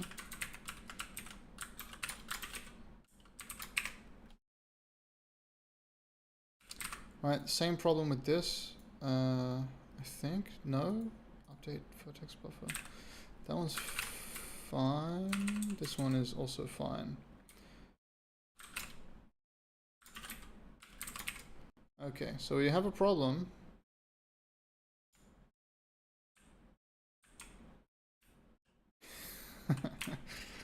Yeah, that's not correct at all. So this one doesn't work. Why? If we reuse this buffer, we're not loading any data into it, but it might be too small.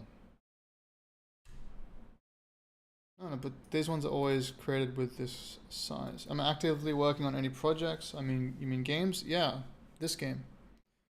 This is the project that I'm working on actively. I mean, I think it says I'm developing a voxel engine, but this is just the first part. There's a lot more to come. That's kind of why I want to get through this quickly. I'm not adding that many features to this part because I want to start on the other things.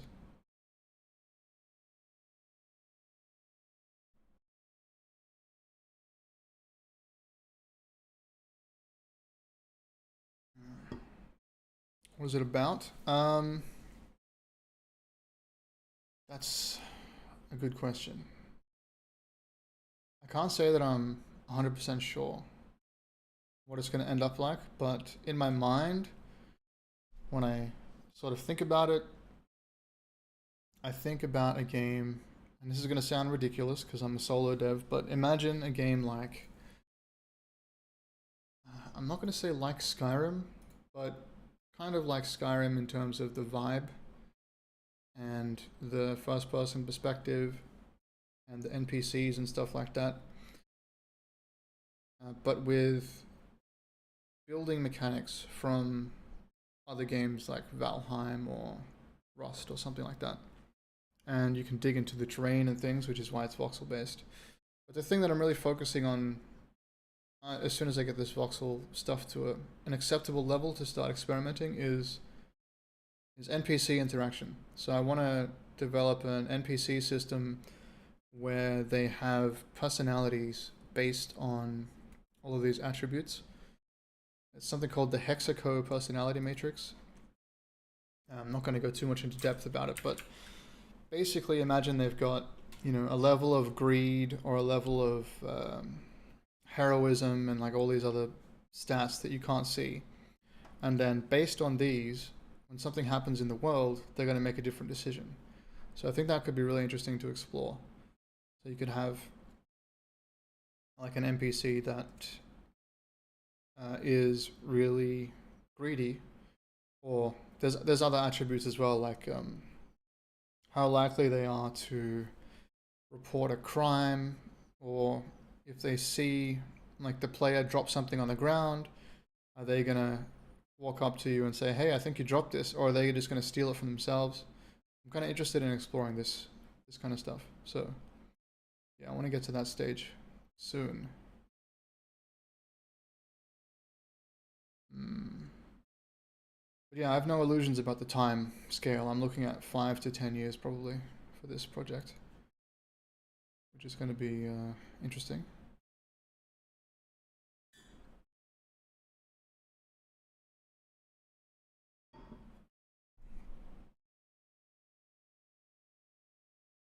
Another thing I'm really interested in, actually, while I'm talking about this, is if you've ever played an Elder Scrolls game, have you ever noticed that as soon as you do something like, I don't know, kill some boss, or I think the one that got me really bad was in Oblivion. You close the Oblivion gate at Kvatch, and then instantly everyone in the world calls you the hero of Kvatch. But there's no time for that information to have traveled anywhere. How do they know that? How do they know your face? How does anyone know who you are? It doesn't make any sense. And the same thing happens in Skyrim. And I kind of don't like that. I think it would be really cool to have a system where information propagates sort of naturally through NPCs having contact with each other, and then they have a chance to engage in gossip or something. And some NPCs will just never gossip, and some will, and then some will give better or worse descriptions of things they heard. So I don't know how detailed you could get with that. You might be able to get the illusion of information spreading without it being really complicated and compute intensive, because obviously you want to make sure this stuff all runs in real time. So yeah, I'm interested in exploring that as well. So imagine, you kill the big bad guy, and then you travel to another town, and people don't even know who you are, and they never heard of this big bad guy because they never heard about it. So yeah, another thing you could do with that kind of system is if people had knowledge and knowledge spread, well, you could kind of extend it to experiences. And this could be something worth exploring as well. Like imagine there's an NPC who's walking out at night and they get attacked by wolves and they survive. Now, you could log in a database, or however you want to do it, some kind of flag that says, okay, this person is now afraid of going out at night and they're afraid of wolves. And then there could be some interaction later where, maybe someone is trying to convince them to do something, but it's at nighttime and they just flat out refuse. Or now every time they see wolves, they just, let's say they get sort of paralyzed with fear or something like that. There could be all these interesting things that could be explored with NPC behavior. I think it's pretty cool. But yeah, like you say, just to convince the player is enough. Just enough to convince the player. That's what I'm thinking. I don't want to make it too like crazy realistic, because that doesn't really matter, really. As long as it seems like something sort of logical. But then also, if you're playing a game, it's sometimes really fun to understand. You don't really understand, but you kind of see through experimentation, oh, if I do this, then the NPCs do this. And then you can sort of, I'm not going to say game the system, but you can use your game knowledge to your advantage. And then if there's a situation that comes up in the future, you can be prepared and you can be like, oh, okay, if I do this, then I'm going to get a better result, and they're going to do this, and I can predict that they're going to do this behavior. But then if it's too predictable, it's boring, because you can just cheese the game. Kind of like, if you always run back into the left and they can never hit you with a great hammer or something. It's just an example off the top of my head. Or, if you jump on a table, they always get confused and run around in circles. And so every time you see a table in a fight, you just jump on the table. That stuff is a little bit, that could be a bit boring. You're kind of making the game less fun for yourself. So there's a fine line to be walked in, I'm pretty sure. Yeah. Why are these buffers not working? That's the real question. What's wrong with them? What's wrong with these buffers? So if I load a new one here, I need to calculate the size. Is it going to work now? Yes. But you can see it's still really slow. Look at that, 70 milliseconds. It's just making this vertex buffer that's slow.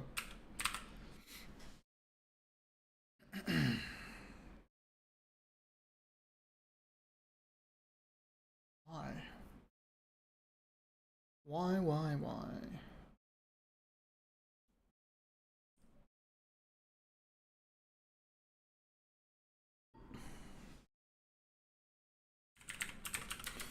Well, let's have a look at it broken again.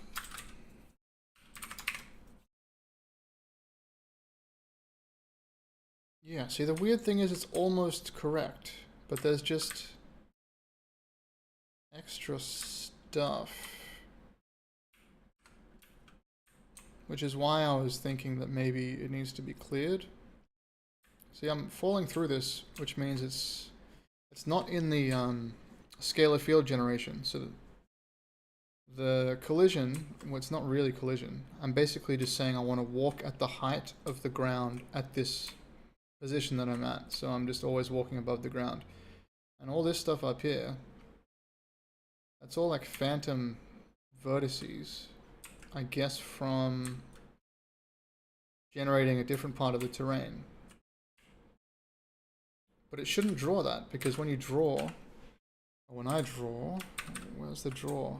I'm drawing based on the triangle count, and the triangle count should come back based on the compute shader.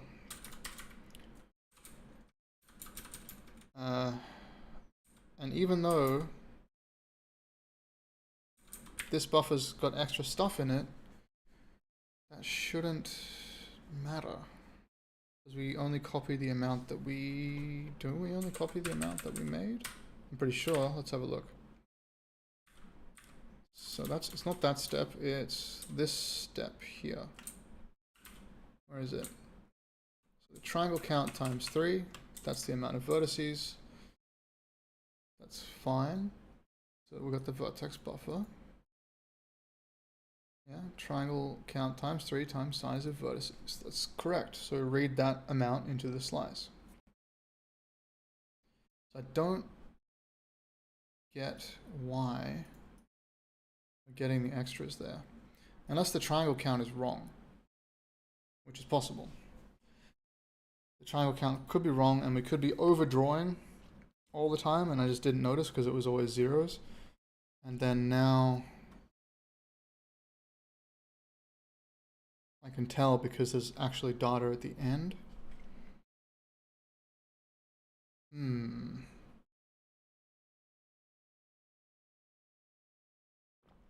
How could I verify if the triangle count is correct? I'm not going to count the triangles, because there's hundreds of thousands per chunk. I probably should have checked when we had a smaller chunk size. Maybe I can make it small again and have a look.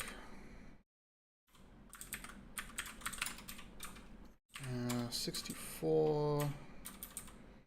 So I need to change this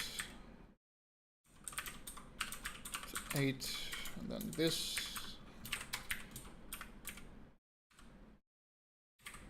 I should make this easier to change.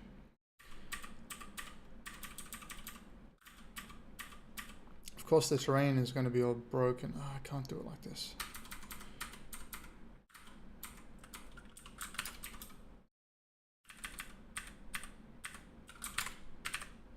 Alright, I'm just going to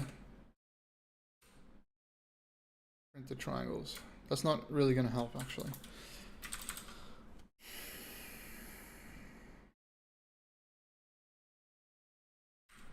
Why am I multiplying this by 3? I don't need to multiply this by 3. That could have been the problem. That was not the problem. Wow. Draw vertex array. Triangle count. Oh yeah, no we do, because we're drawing vertices, not triangles.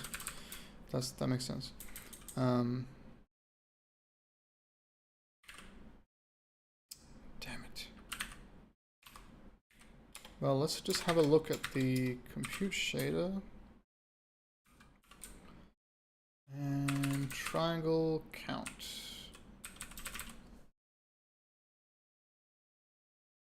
Right. Triangle count is the cube vertex count divided by 3. Okay. And then we do an atomic add to this one. That makes sense.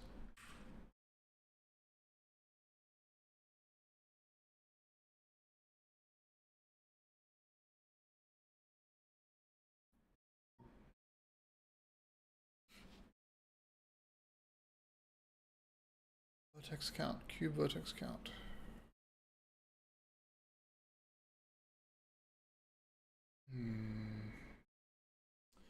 This is wrong, isn't it? Wait. What is this?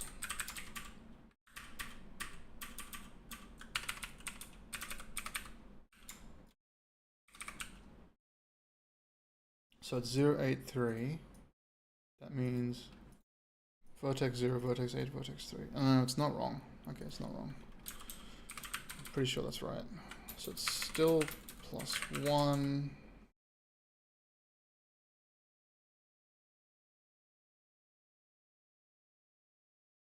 Yeah, I think that's right. I'm going to experiment with changing this anyway. But this is probably going to break everything. Yeah, it looks pretty not good. Yeah. Yeah. Okay. The triangle count is the cube vertex count divided by 3. Yep. That's correct. Atomic add triangle count. That's right.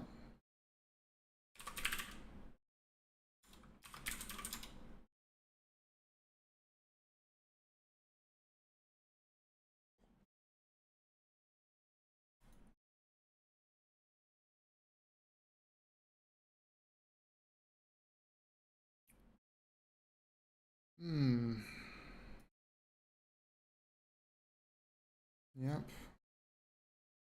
Load the vertex buffer. With this data, request.triangle count times 3. That's right. I mean, with this size.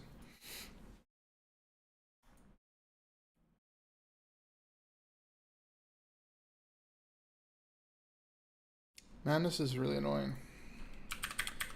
It's going to be something kind of obvious. It always is when in this kind of situation.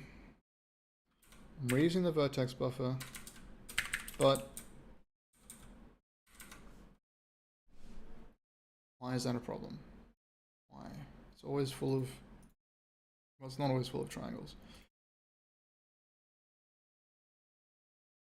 Can we see OpenGL clear vertex buffer? Is that even a thing?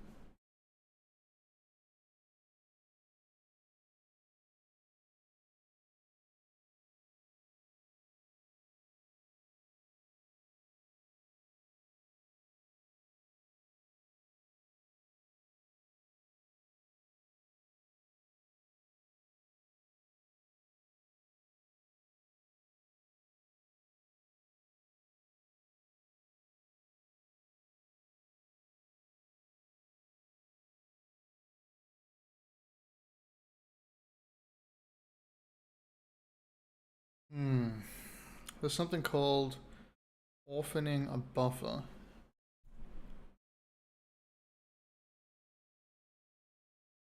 GL clear named buffer subdata. What is that?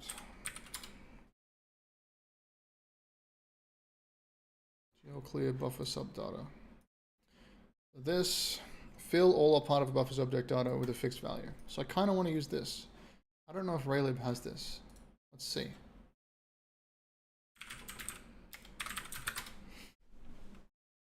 I may have to add it myself, which is fine, I guess.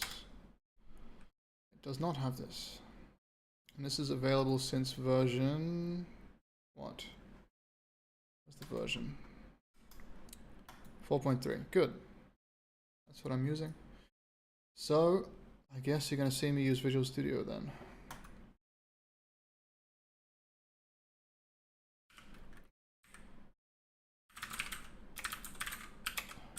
Visual Studio. Here we go. Open raylib.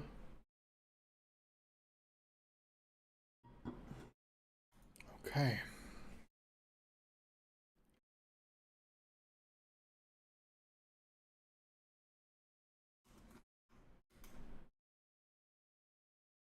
So we're going to add. I don't know what I'm going to put here. I don't have a name for this. GL RL API void GL clear buffer sub data, except it's going to be RL clear buffer sub data, and this is going to take GL enum, which I don't think he uses. Use unsigned int everywhere. Okay. Unsigned int target internal format.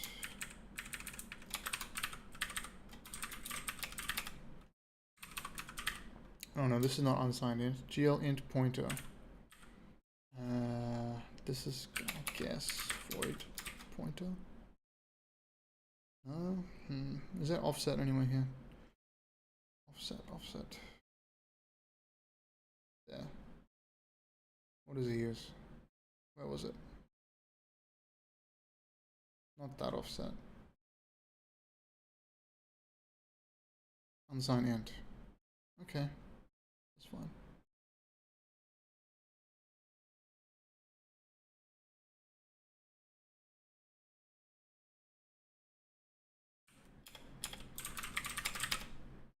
But it's an int, not an unsigned int.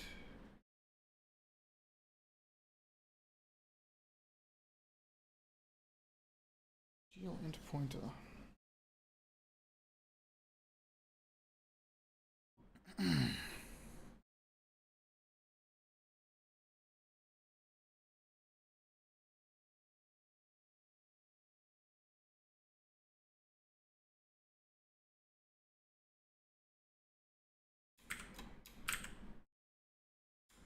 What is GL int pointer? I think it's a pointer to a 32-bit integer, is that right?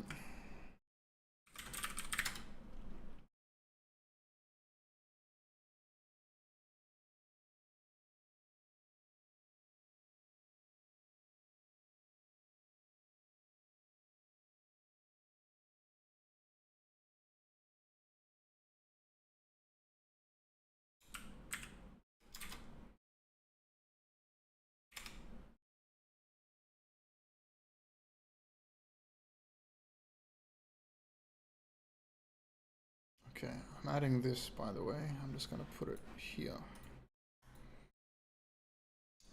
Go away. Internal format. Offset. GL size.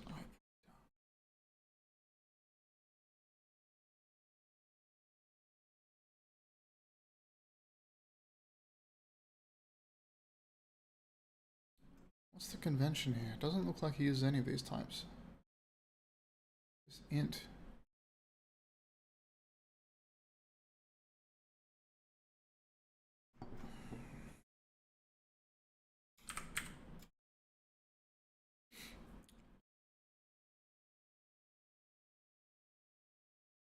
I'm just going to use int for now. Size, unsigned.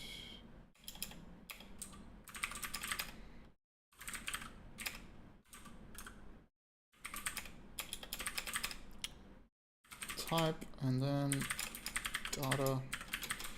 Okay, there we go.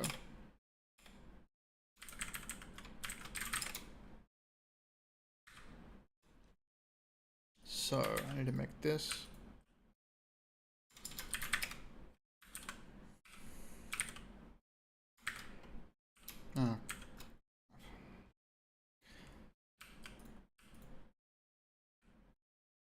can't remember how to use this.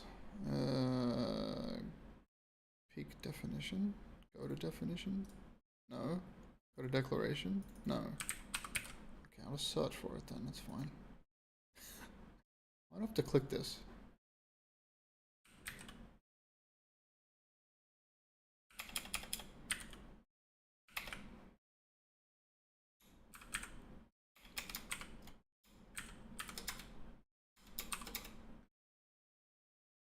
Okay, so we're going to use GL clear buffer sub data.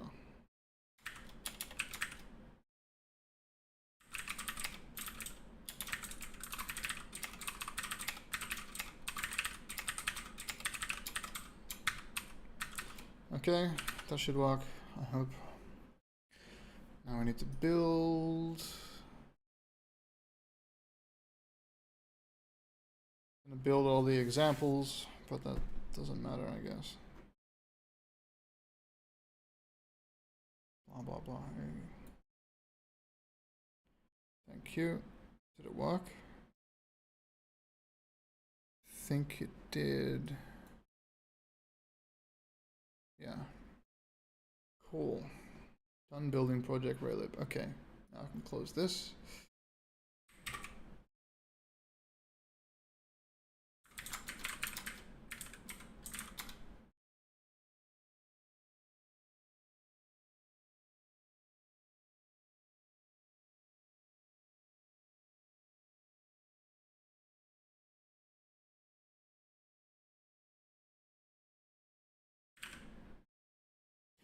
I'm just copying the binary file over to my Odin directory. Just a second.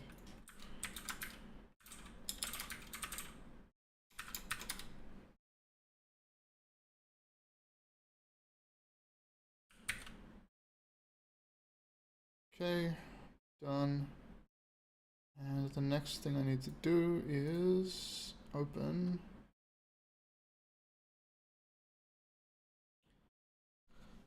I'll open this with Visual Studio. Whoops. And I've got to find fence. No? Is this wrong?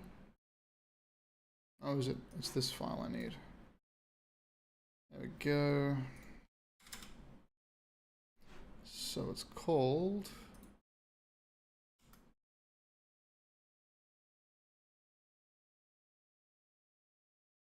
clear buffer sub data.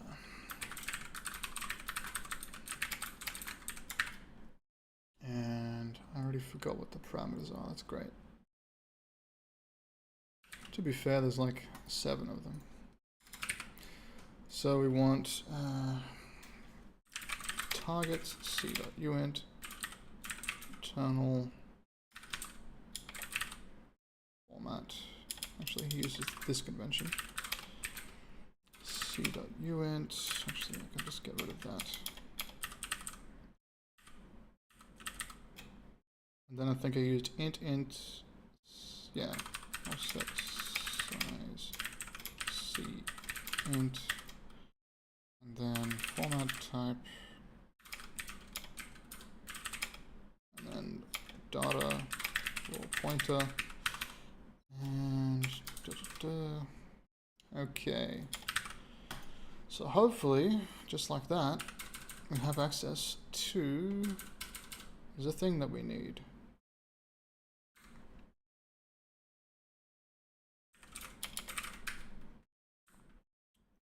Clear. Nope. I have to restart it. What was it called? Clear buffer. Subdata.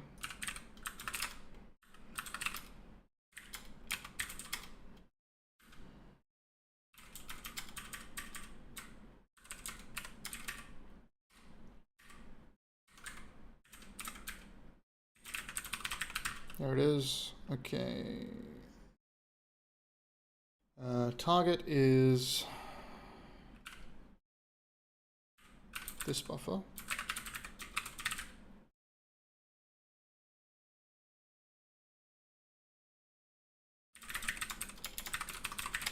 Internal format. What even is that? Oh, that's wrong actually. Whoops. Target is not that. Target is storage buffer. gl.storage buffer. Where is it? Oh, no, it's a vertex buffer, which is an array buffer. Can we even...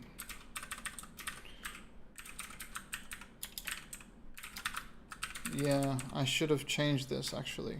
This is wrong. God damn it.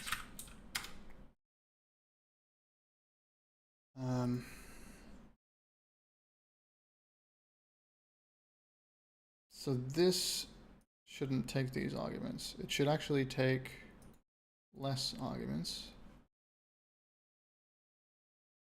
I think.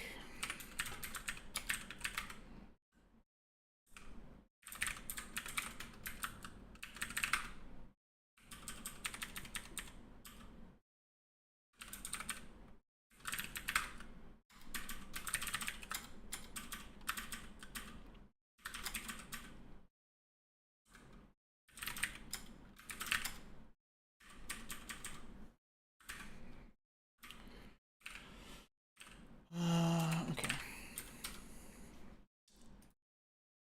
What we want to do is we just want to clear gl.vertex. Wait, it's not gl. It's vertex. It's not vertex buffer. Array buffer. But now this... Whatever. I'm not submitting this to a PR, so it's fine. We'll just do that. Internal format. What does that do?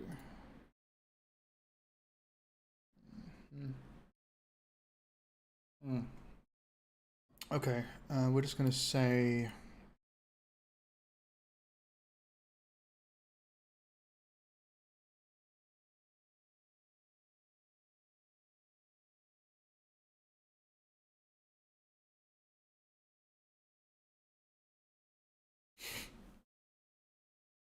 Okay.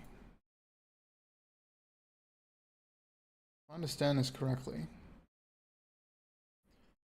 then we can say fill it with, for example, RLRG8. No, RLR8, which is 1 byte. And then just fill it to the byte size that we need. I think that would work. Or we could fill it with floats. Where's the first float? Here. GLR32F, which would be 4 bytes. And then we could do that. Depends.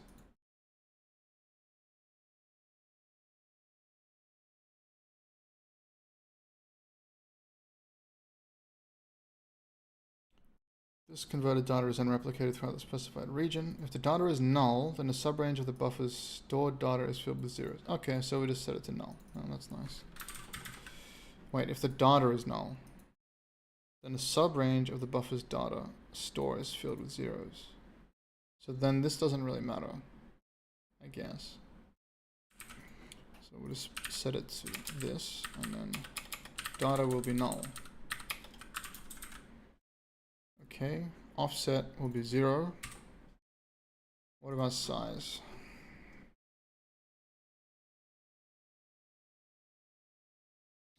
The size in basic machine units. So this is going to be bytes since we're on machines that use bytes.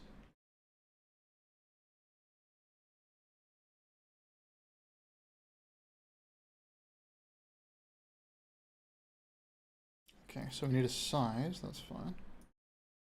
We do need a size. We don't need a format. Don't think we need a type or a data. I guess we can have offset.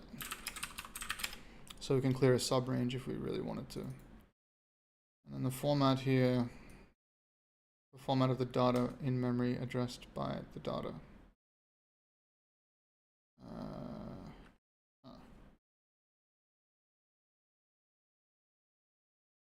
This is internal format, and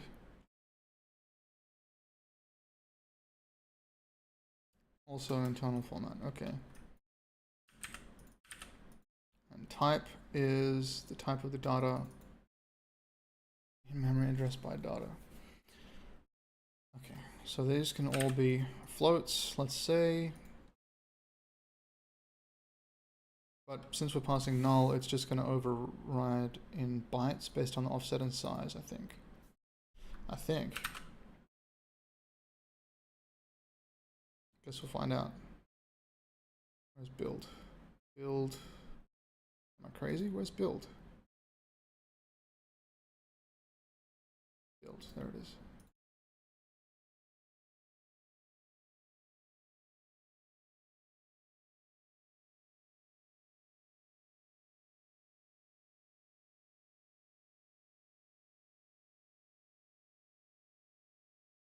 Okay.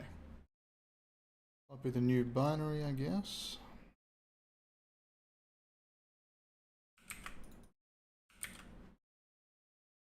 Replaced. Okay, let's get rid of this bad boy. Let's go back here. This is just going to be offset and size.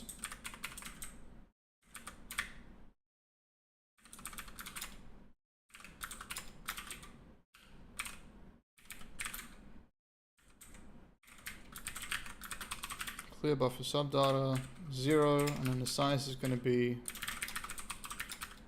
vertex buffer size, which I have to convert to. Yeah. That's okay. All right. What happened? Oop. Well, we did not succeed. Damn it. I thought that was the one, guys. I thought that was the one.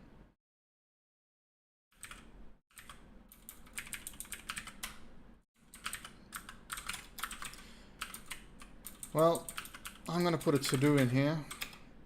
Make recycling work. And I'm going to remove the adding to the vertex buffer pool, and I'll just use unload. rlgl.unload buffer.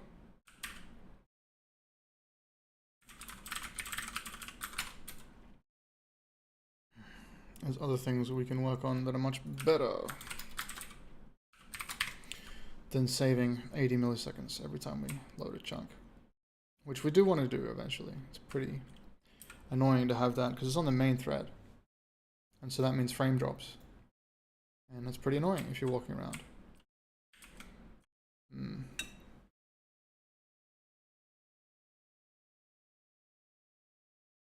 Okay, cool.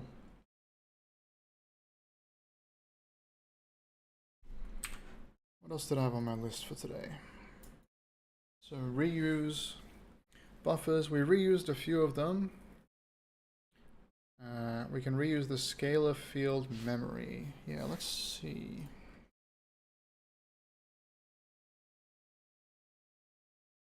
So if I look at that, that's this thing here, right? We're making a slice here.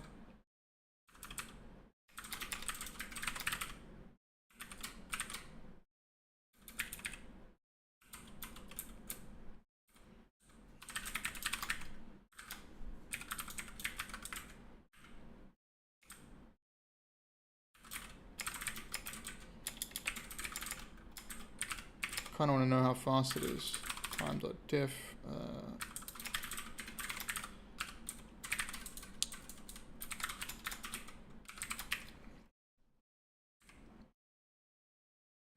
Let's see, where is it? Temp slice allocated 23 milliseconds, 19 milliseconds, 23 milliseconds, 20 milliseconds. Yeah. So we could shave. Wow. Quite a bit of the time off by just reusing this particular buffer as well, which is on the CPU side, so I have much more control over it. So if instead of making a temporary slice every time, we actually have a pool of these that we make. So same kind of deal. We just say, you know, if q dot, it doesn't need to be a q. Actually, the q just makes the code longer. If the length of chunk generation state dot, what is this? Temp slice buffer. Temp slice pool, I guess. The problem is, I just realized they're varying sizes. Because we count the triangles. Oh, I have a theory actually about something before we get into this.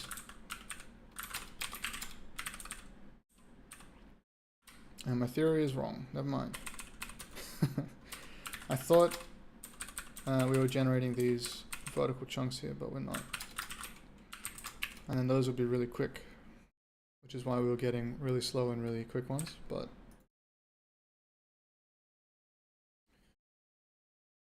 yeah, it looks like... Man, I don't get it.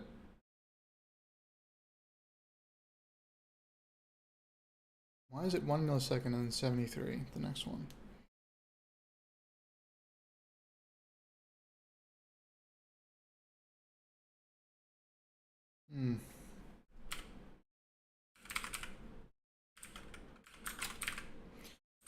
Okay.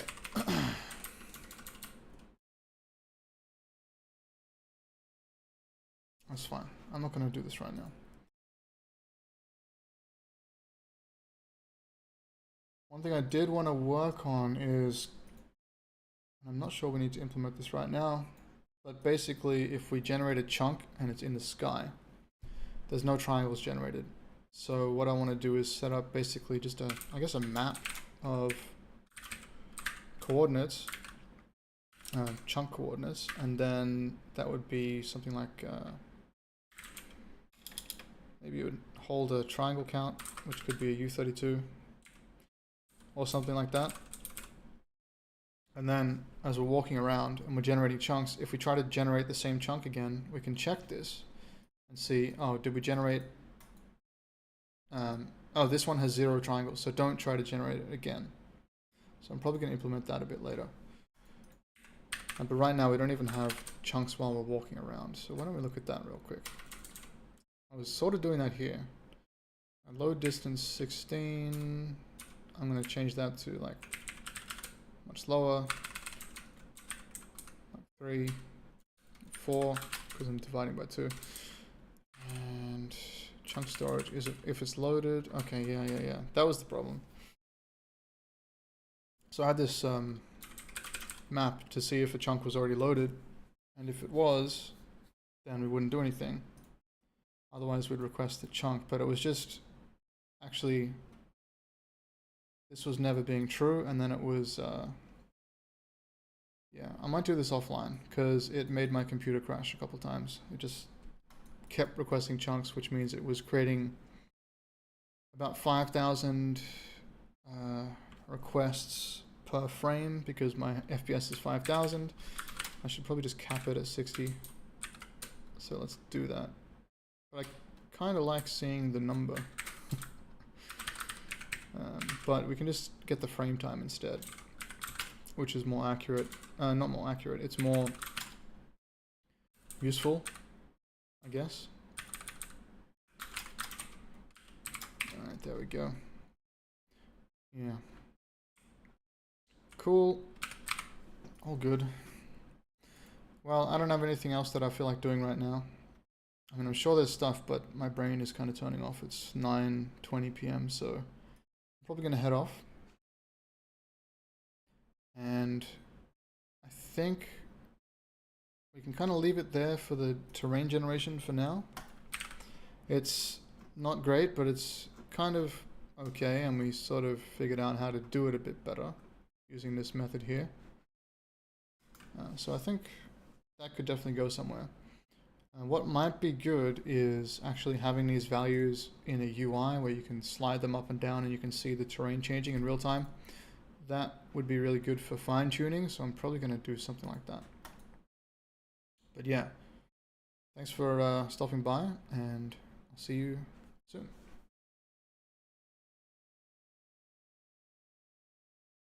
Well, my face is really bright.